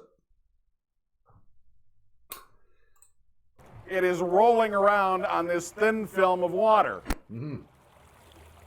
Now, some of the folks, when we did this smaller one up in Baltimore, had asked, how is that possible? How does that work? Well, I've got a link to the paper down below that was published about how this actually works. So if you're really good at integral and differential calculus and partial differentials, I'm sure you'll have no problem understanding the physics of how this works. If that's not really your shtick. So the wee thin film of water, right, that's causing an upward force. The other force that's acting through it, reaching through it to pull it. That wee thin film of water's acting against it. Then to the water, and it is absolutely imperative that this is perfectly spherical, that both surfaces, the receiver and the ball, are perfectly matched in their diameter. Right. Otherwise this won't work. This was originally put here. Yes, or the centre of mass will be imbalanced and it will no roll. Anywho, globe proponents need to stop using false equivalencies and embarrassing themselves with utter nonsense like that. Right? So it's just no funny. Right. When liquid is cooled, it contracts like one would expect until a temperature of approximately 4 degrees Celsius is reached. After that, it expands slightly until it reaches the freezing point, and then when it freezes, it expands by approximately 9%. So you get fluctuations in pressure by temperature all over the place. Okay, and you get motion happening, wind currents and blah blah blah because there's fluctuations in pressure due to temperature changes. Right. What's going on here?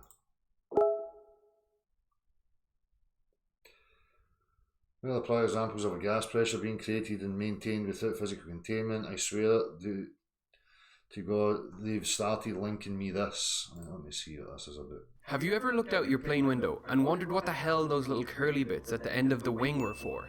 The development of winglets, as we see it's to balance it. I know this because my engineer mate was telling me about this. Hang on.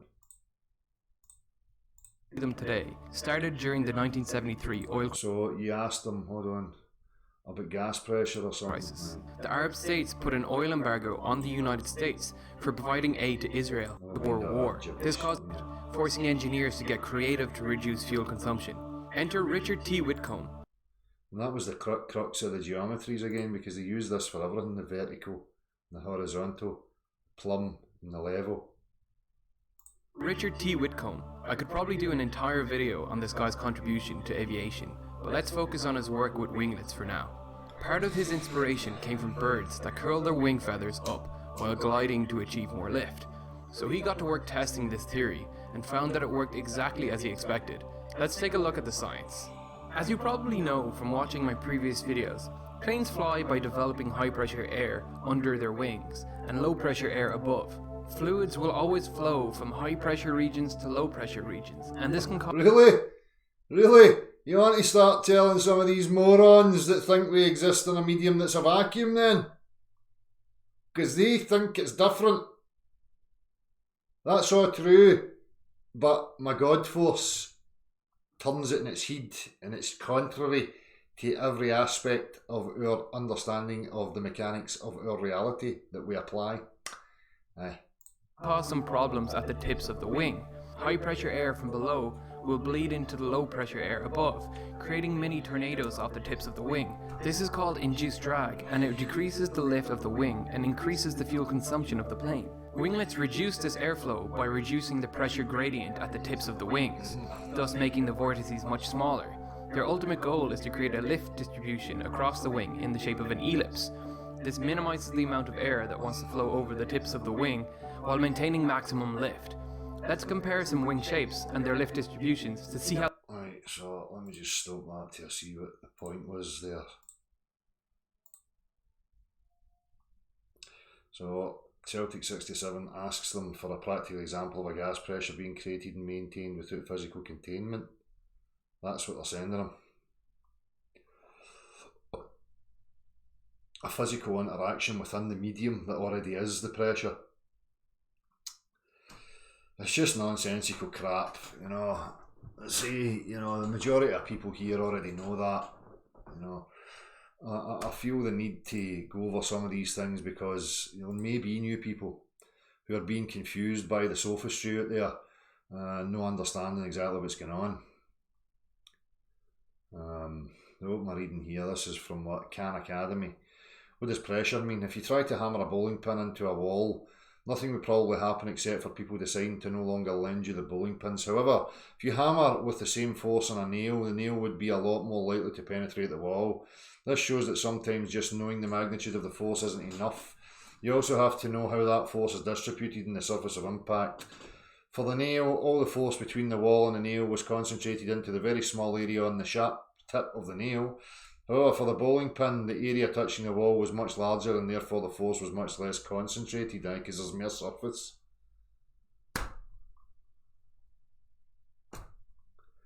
Pressure is defined to be the amount of force exerted per area. Anyway, I'm not going to bother with any of that now. Specific gravity. We'll talk about that later. They're basically telling you it's cancelled out. It doesn't really matter because you're just putting an object into water and see how much water it displaces. I can't be bothered with it. It just tires you, you know, this bullshit, nonsensical jargon that they come out with. Why the surface of water is always flat. The surface is only curved when it is too small, less than 1 square inch. Due to surface tension, and it is called a meniscus. Due to the flat surface, liquids will always flow to any lower point, even at just 1 millimeter difference, towards finding their new level.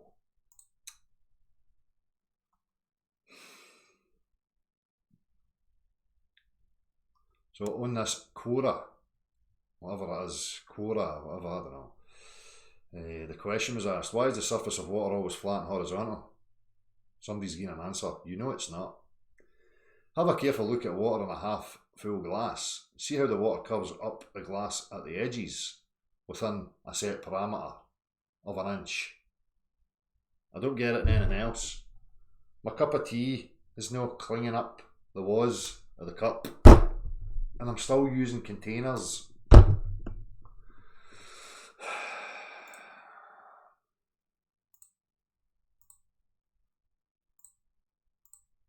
Don't need that, don't need that, don't need that.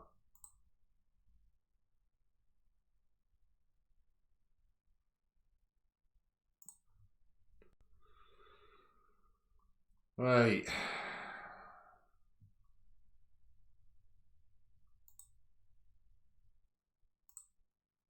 Let me see what people are saying here. What's happening, people? Have we learned anything?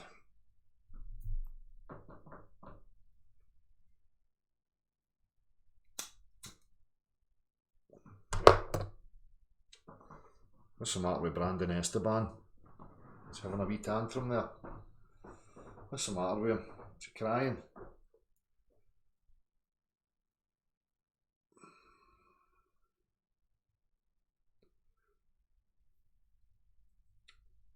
What are you doing, boom me?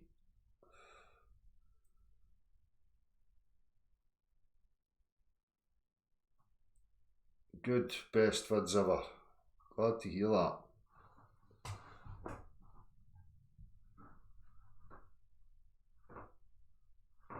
falafel sandwiches and chips. You enjoy that. A concave preacher. I keep asking. Oh, right. Dan, you're there. There's Dan's new channel. Add moderator. There you go. Oh, should I just check that was you first?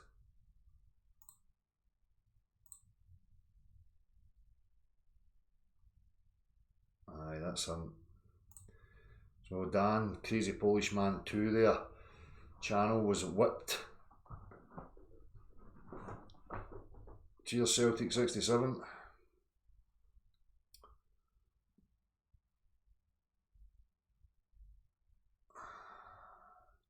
Hey Dale, what about those modern day astrophysicists? Share how they're all indoctrinated themselves. I don't know what that means. Half pipe Earth. Half pipe Earth makes a lot more sense than any of the other ones. At least we're on the grounds of containment then. Well, that's it, Emerald Rider. It all comes down to what's, you know, reality's mechanical. We need to be able to demonstrate things in a mechanical, practical fashion, you know, and break every aspect of it apart so that we know all the components and we know we've got an understanding. If we don't, if there's anything missing in there, then we're barking up the wrong tree. I'm good, mate, thanks. Same to yourself.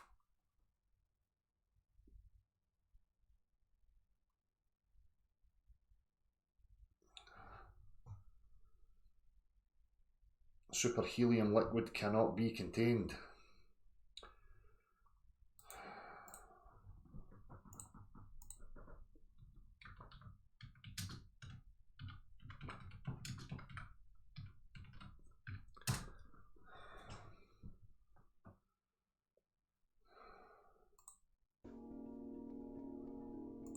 In the naturally evaporating liquid helium cools until at 2 degrees above absolute zero, a dramatic transformation takes place.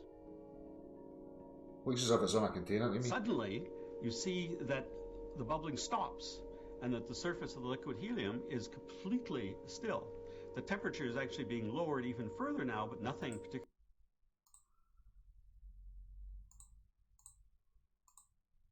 is happening. That looks like a this, container to me. This is really one of the great phenomenon in 20th century physics.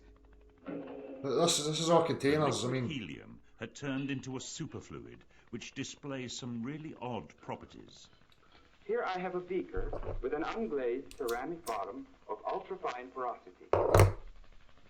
Ordinarily, this container with tiny pores can hold liquid helium. But the moment the helium turns superfluid, it leaks through. So there's holes in it. I just told you. Container with tiny pores can hold. Tiny pores, which means there's holes in it. Take away the wee tiny holes and it's still going to be contained. And it's in a beaker. Pay attention. People just watch things and I don't think they listen. I'll check that out further. Thank you.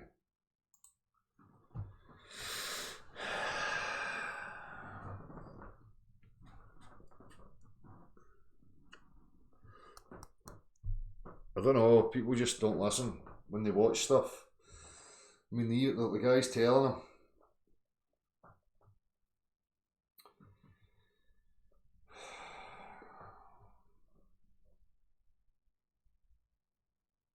Aye, so anyway, where was I going? Wait a minute. Let me just see. Let's have a look at Julius. I like Julius. Is the idea of center of gravity. A marvelous They're thing an honest man. The idea. to consider, really, and fantastic in its consequences for the human race. Consider the following. I have here a double track, which is downhill to my left. Here I have a cylinder of wood, which, as you know, will go downhill, as any respectable cylinder should do. But here I have another geometrical form, and I put... Yes, because you're fucking with the equilibrium. You're causing a decline from the level, which is causing the weight to fall over itself. it at the bottom of the plane, and lo and behold, it goes uphill. Huh, And amazing. that's a strange business. Well, friction forces are holding it there, so you see, it goes uphill. And a proper understanding of this lies in an understanding of center of gravity, an idea we got first from Archimedes in about the 3rd century BC. Consider a stick, a meter stick. If it was a good stick, as I would like to have it, it would have to be uniform, homogeneous, and isotropic. Those are wonderful words to know the meanings of. Supposing the stick weighs How many people are hitting Google right now? 10 pounds, and I support it with 2 fingers like that. It is clear that each finger pushes up with 5 pounds each. 5 plus 5 is 10, the stick weighs 10 down. But the magical force is acting through that. Indeed, if I move the fingers elsewhere, I still exert 10 pounds up, but in 2 places. Now, can I not find a place such as that right there, The centre where of the I mass. exert a force of 10 pounds up? And we are then led to say that all the stick is right there, all of it, and that's the center of gravity of the stick. Incidentally, I could use also the phrase center of mass. Aye. And I leave it as an exercise for you and your teachers Yes. to find the It difference. is the centre of mass, but sophists want to change it to fit their conceptual ideas. So, it's the centre of the mass.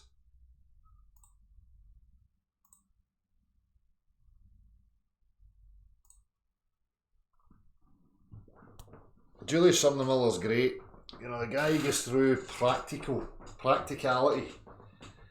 Yeah, you know, you have to suspend some of the words he's using right enough, but at least he's honest enough to put it out there, the idea, and then that you could interchange both terminologies, centre of gravity, centre of mass, you know? Anyway, anybody else got anything to say in regards to this matter?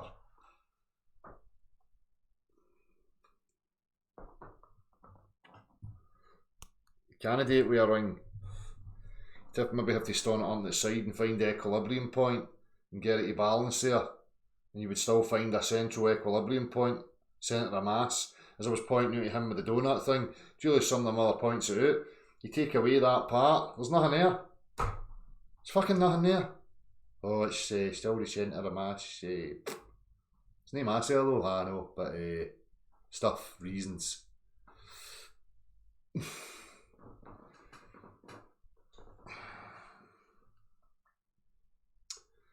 So, the main points, again, and we're talking about objects, motion, we should know. And again, people, you need to get practical. If you don't doubt or you don't understand what I'm saying, just have a look at every aspect of your reality. Every time you're moving something or something's moving, and you will notice that something's causing a pressure on it to make it move.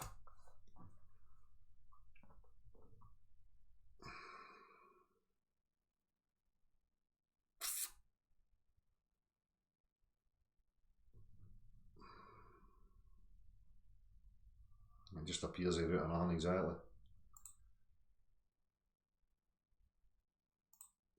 Yeah, I'll just check here. If anybody's got anything to add in regards to what's been discussed here this evening, you can still send me an email.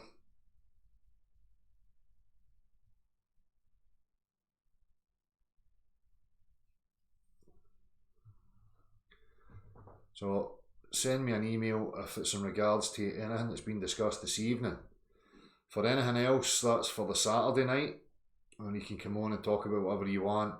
But when I'm doing these types of, you know, broadcasts, shows, I want to stick to the topics that we're discussing.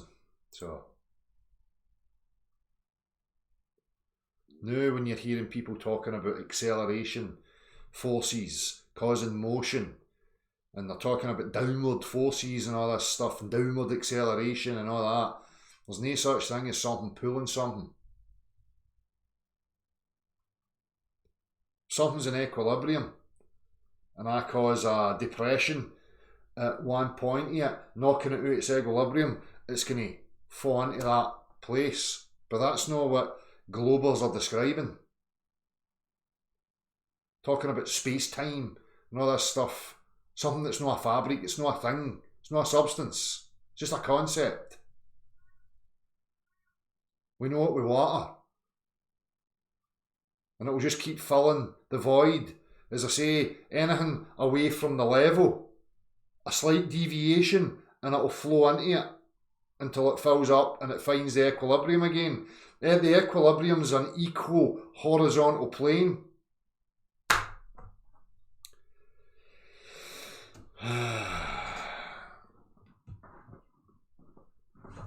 So anybody got any add? 5 minutes. We'll see if anybody's got anything. What's happening, people?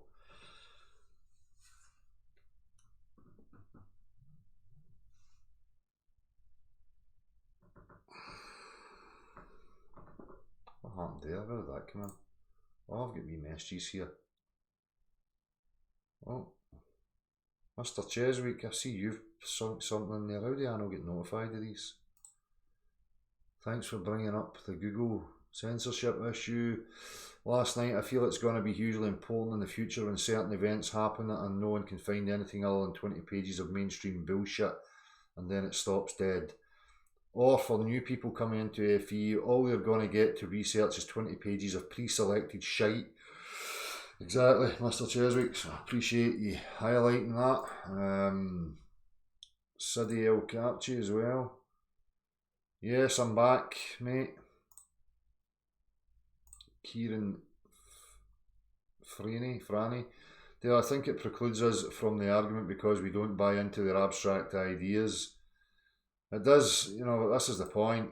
You know, people are talking about these abstract concepts and, you know, it has to be nipped in the bud. So you have to be asking the questions of these people why they don't get to the root of the matter and cut it off. Des Sherwood, Dale, did you see my second video on push-pull on my other channel? I certainly did, mate. On your other channel? What other channel? Pretty sure I did see that.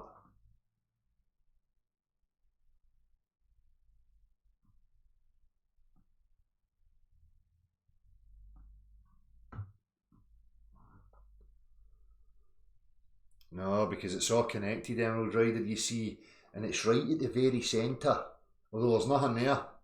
But it's at the centre where there's nothing, or something, I don't know. I think they imagine like it's like an inverted thing that goes to another dimension and everything's being sucked into it, like kind of black hole type thing. I can only imagine what the fuck it is they're rattling on about. But you just don't understand, right? So stop trying to use your common sense to figure out their waffle, right? Because you just don't get it. You're not educated enough.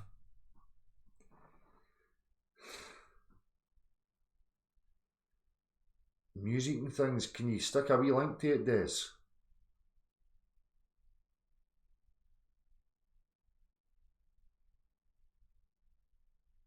That rings a bell. Can you send a link in the chat, and if you can't, can you just send it in the email?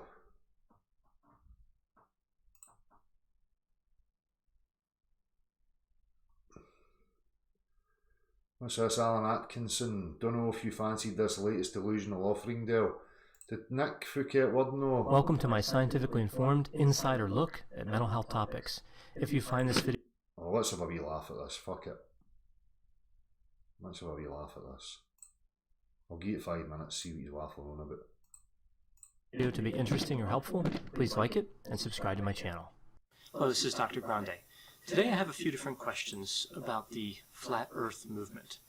One question is, can I offer a critique of the film Behind the Curve, a 2018 documentary? A hit piece propaganda movie with pre-selected dick sniffers waffling on about a lot of crap. That's what Behind the Curve's all about, and they took somebody like me and stuck me in there and tried to lump me in with all these people. Right? Just a total nonsense fucking hit piece, propaganda piece of shit, Dr. Todd Grandy. right?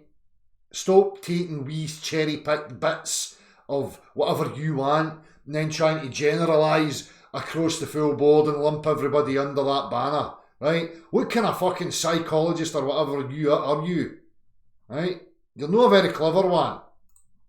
About the Flat Earth movement, and can I talk about some myths? What's the Flat Earth movement?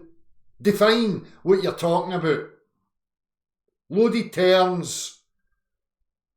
Another sophist, agent of propaganda. Either that, he's just too dumb to know what he's up to. Of the Flat Earth movement. So I'll answer both those questions in this video. So first, taking a look at this movie, Behind the Curve. We see here that it's been called a documentary about science, specifically a documentary about the scientific method being misunderstood, but it's also been called a documentary about mental health. So it's kind of interesting and in a way kind of mental health, people running about believing they live on an oblate spheroid, nonsensical, contrary to their everyday lived life experience that contradicts actual tangible physics, but yet they run about shouting buzzwords, mantras and phrases. Gravity, seen it on the TV, 2,000 years ago, such and such said so. My teacher told me, my mammy told me, the TV told me. That's fucking mental illness, okay? Controversial. Now the people... I can't be arsed with him. Cannot be fucking rat's arsed with clowns like him. I'm pretty sure Nick Phuket Word done a more extensive video on that clown. So people should check that out. I can't be fucking bothered with him.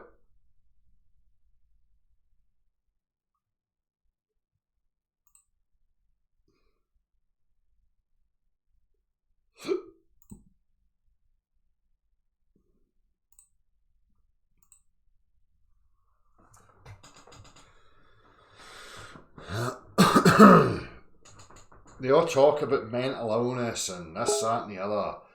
It's the globe proponents and people that believe it blindly that are mentally ill. Okay? I understand it. I know it's nonsense. The majority think they understand it, don't realise it's nonsense, but run about defending it. There's mental illness defined for you. The majority are the poster children of Dunning-Kruger. Willful ignorance, blind faith, zealotry. So, Mr. Todd Grandy, shut up, son. Come here and speak to me. Let's see how your psychological analysis gets on. You can be my subject. I'm going to prod and poke you. Aye, Gav, I'm here. I'm a couple of hours into this, I think. I done on 18 minutes ago. Fucking hell.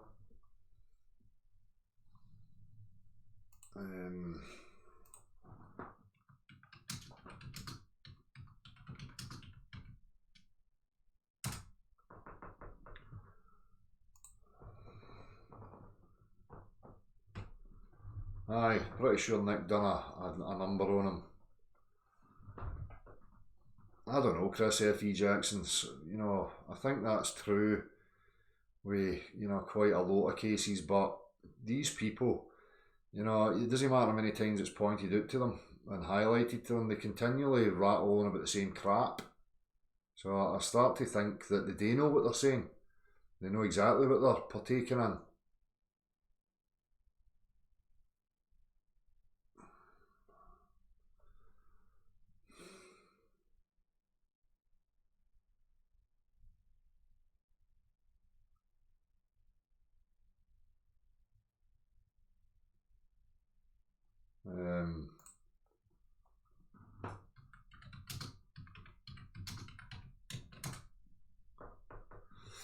Let me just see, I'm not sure if Gav's going to join us here.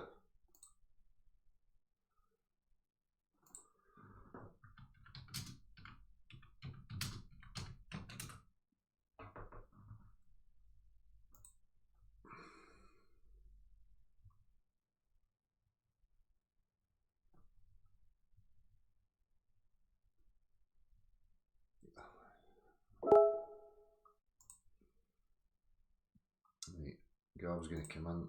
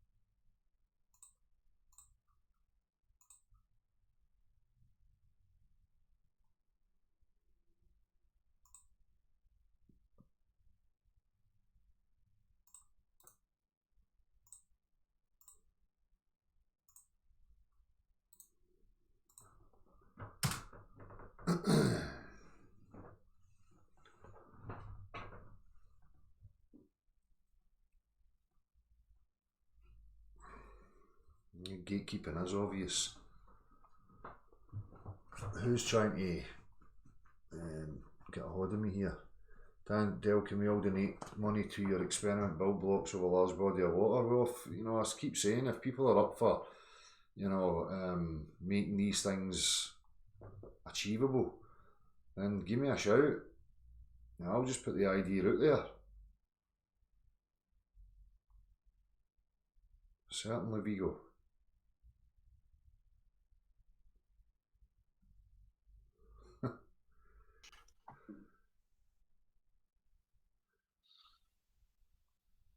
Hey man, how you doing? How's it going, mate? Aye, good. I didn't see you were on. I never got a notification. No. Strange. Bizarre. How you been? I'm pretty busy. Aye. Bit tiring at the moment, so. Aye. The traps of life, Gav.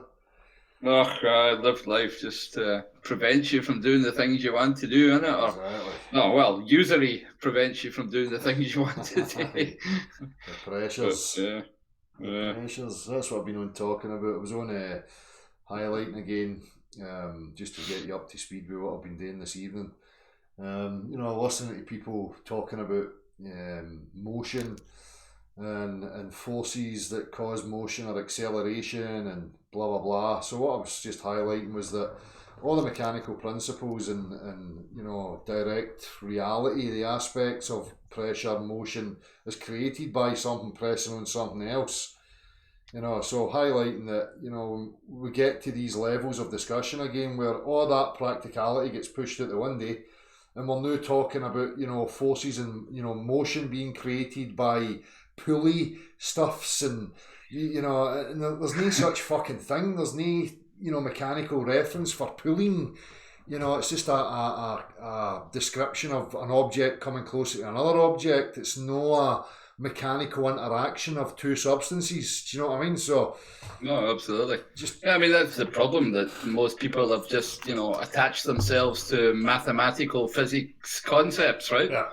And not to, physical bodies. Yeah. And that seems to be the big difference. I know we talked about that the last time, that physicists see the whole world as mathematical physics, and the terms and the labels and the words they use, are divorced from actual bodies of real substance. Yeah. So, I don't know, reality's, as far as I'm concerned, worth defending, Dale, but all these people who want to push all these concepts and ideas, I think are just lost in that, how should I say, whole looking up to mathematics and mathematical physics as being something that's real. Aye. And it's not. It's just we've said it so many times, it's just a descriptor. Aye.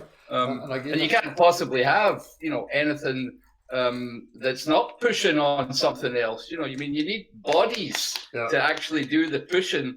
And there can't be nothing in between that's doing nothing and it's wrapped up into a concept or an idea. Yeah. But that's what people seem to believe nowadays. It's very unfortunate. I think it's just as you were saying there, mate, that seems to be the problem. Mathematics and these concepts are pushed, and I think because people think because they understand them and that they can envision some of these concepts, that somehow lends validity to it, but it's not. It's just an abstract concept, an idea as you say, it's totally divorced from actual reality and the physical interactions required in order for acceleration or motion to occur, you know? Yeah, I mean, I always get back to the very simple one, just to make people, how should I say, very aware of when a label and a definition and a word gets used. Speed's the ideal one. Yeah. You can't measure speed. You can't put speed in a bottle. Yeah. Do you know what I mean? It's a concept. It's a label you give to something when distance is travelled, which is the length of a substance, a road, a fence, whatever, a wheel turning around. But you can't just, speed of itself is not a physical thing. It's a label that's attached. So anything that relies on speed, like force, for example, is also just a label attached to it. You know what I mean?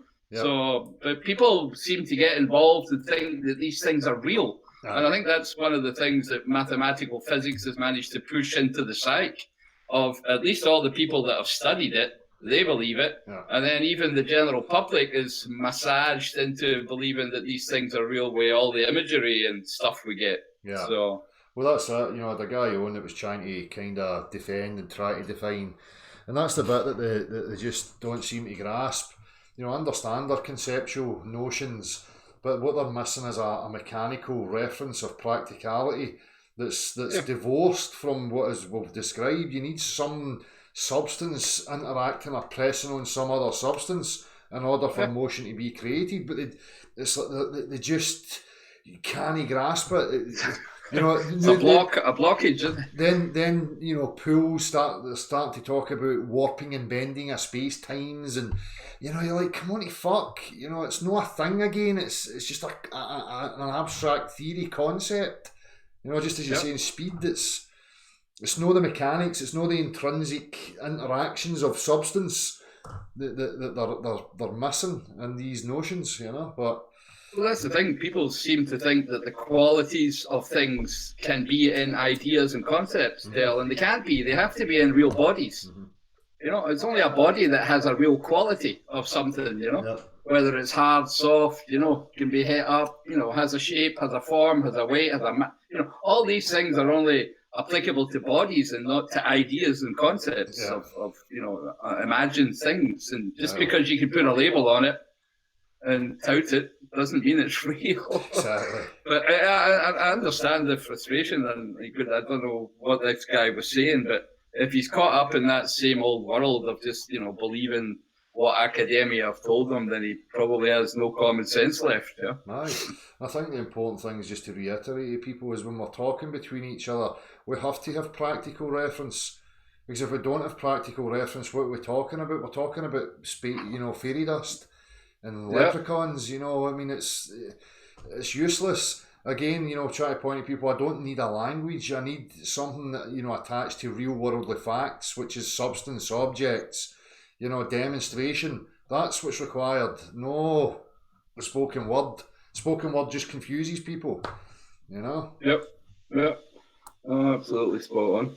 Unless we can agree upon the spoken word, which is attached to real world factual things, and we agree and we have that agreement, and then we know what we're talking about. But if without that, we're just talking about fucking fairy dust. Just talking past each other, right? I remember, I think it must be 4 years ago, about a reasonable discussion that's defined in them terms. And if you can't have that agreement with two people, right, then there's no point in talking. No. Absolutely none. No. Then we might as well just let the mental patients argue about who's more mental. Exactly. Right? But there's no point in arguing with a mental patient who doesn't have that first principle in common with you and agrees that bodies are necessary. Real physical substance is necessary. If somebody can think, well, okay, no, I can talk about invisible stuff and it doesn't matter if you don't believe in it. There's no point in having that conversation, Bill. Absolutely none. And they should be restrained from asserting these things, particularly in an education system, as factual. Again, that's a huge aspect to the problem here, that these things are talked about as if they are real bodies and real things.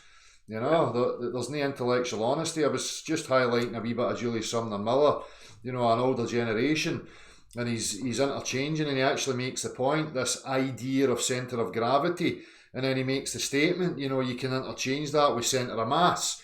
You know, so there's two distinctions to be made there, and he's recognising it and putting it up front. Whereas nowadays, it's just spoke about as given, you know, which is a real issue. Yeah, no, they use too many synonyms that,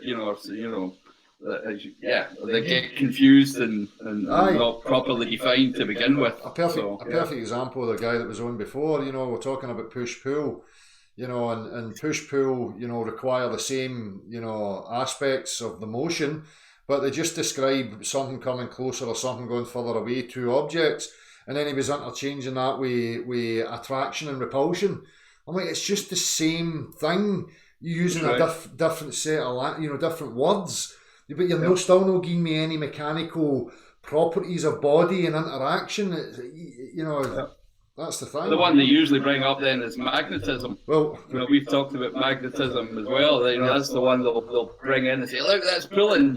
But again, all they're doing is describing the effect of two objects coming closer together within a geometrical arrangement. Yeah. And that geometrical arrangement has some kind of electrical effect, you know, and then they'll dive into, little balls, protons and electrons, and as if it all means something. But and then these things are all filled with a little void as well. There's space in between all that stuff. There's more space than there is stuff, you know. And you're like that, we're back to the same old problem. But as I was just describing stuff. But as I was pointing out, magnetism is not fully understood and defined either. So, and it's also a false equivalence, because you're no saying that it's a magnetic attraction, you know, and even to use that word, the attraction, well, what's the mechanics again of a magnet? What's actually happening there? Nobody knows, you know, so they're just trying to grasp at anything. It's like image based, you know, and that's what they're stuck in, you know, rather than getting to the fundamental mechanics of what's actually happening. So. I mean, there's many competing theories about electromagnetism over the years, right? From J.J. Thomson over Maxwell, you know, to all the people that had a go at it. And I don't think there really is a clear understanding of what's going on there. You know? But I mean, building up to the magnetism, as I said to the boy before, you know, everything else is dictating to me that something has to press something else in order to make motion happen. But yet again, when we come to something that's no understood, you want to try and make it that it's something totally different. Well, the same, I don't see any reason why these same principles wouldn't be applying to magnetism, yet just that we don't have a full understanding of what's happening. So it could be the ether, you know, it could be anything going on there that we just don't fully grasp yet. But to say that it's going to be something contrary to every other practical example, I just don't see the reasoning behind that.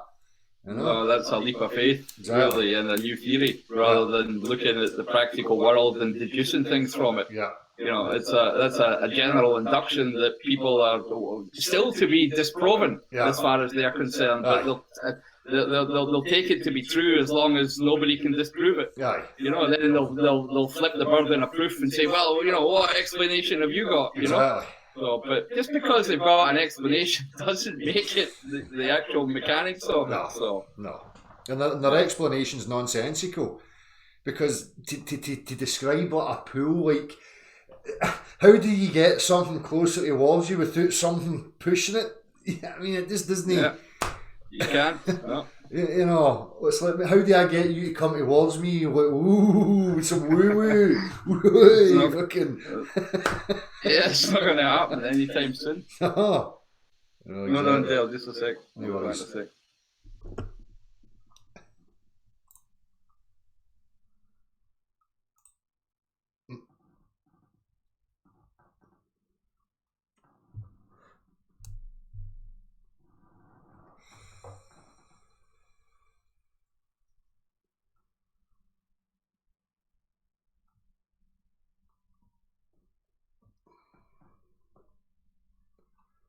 You need to come in one time, Chris, and have a wee discussion about some of that. Although that I'm not up to speed on. I'll need to have a wee dig myself. Send me an email, Des.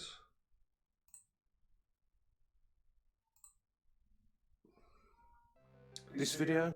I did get it because I'm subscribed and I've liked it. So what I'm going to do is copy the video. I'll stick it in there. Des, who gives guitar tuition as well. He's got another wee channel, and he was just making the point because Des had the realisation of what I was talking about in regards to push. And in that case, he was talking about, you know, how we call hammer-ons and pull-offs in the guitar world, and how a pull-off is not really what you think's happening, it's actually a push-off. So, check it out, people. He does some support as well. He's offering up, you know, tuition and guitar if anybody's interested in that as well. So you can also subscribe to his main channel there, which is just Des Sherwood Guitar Tuition. Hey, Dale. Sorry, something's going up. I'll need to jump off, man. Sorry. No worries, mate. Catch you soon. Catch you tomorrow. Take care, mate. I'll see you soon. Yeah.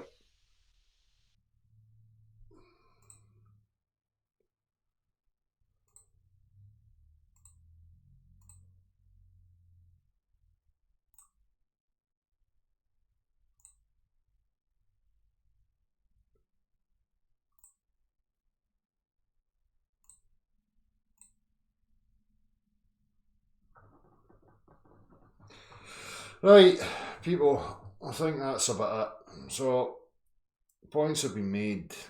As I say, on the Beyond the Magic Curve live channel, I gave some practical examples of push, you know, and the misconceptions that people have, and the Globadites were triggered, you know, to the point of a frenzy, and calling me retards and all that. I'm going to go and greet myself to sleep tonight on my big pillow, you know, just because they don't like actual reality. They don't like people pointing out the facts of actual reality.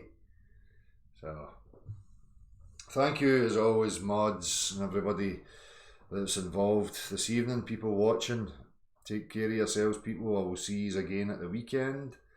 I'm planning on being at the university this week as well, so we'll see how that goes. See you very soon, people. Take care.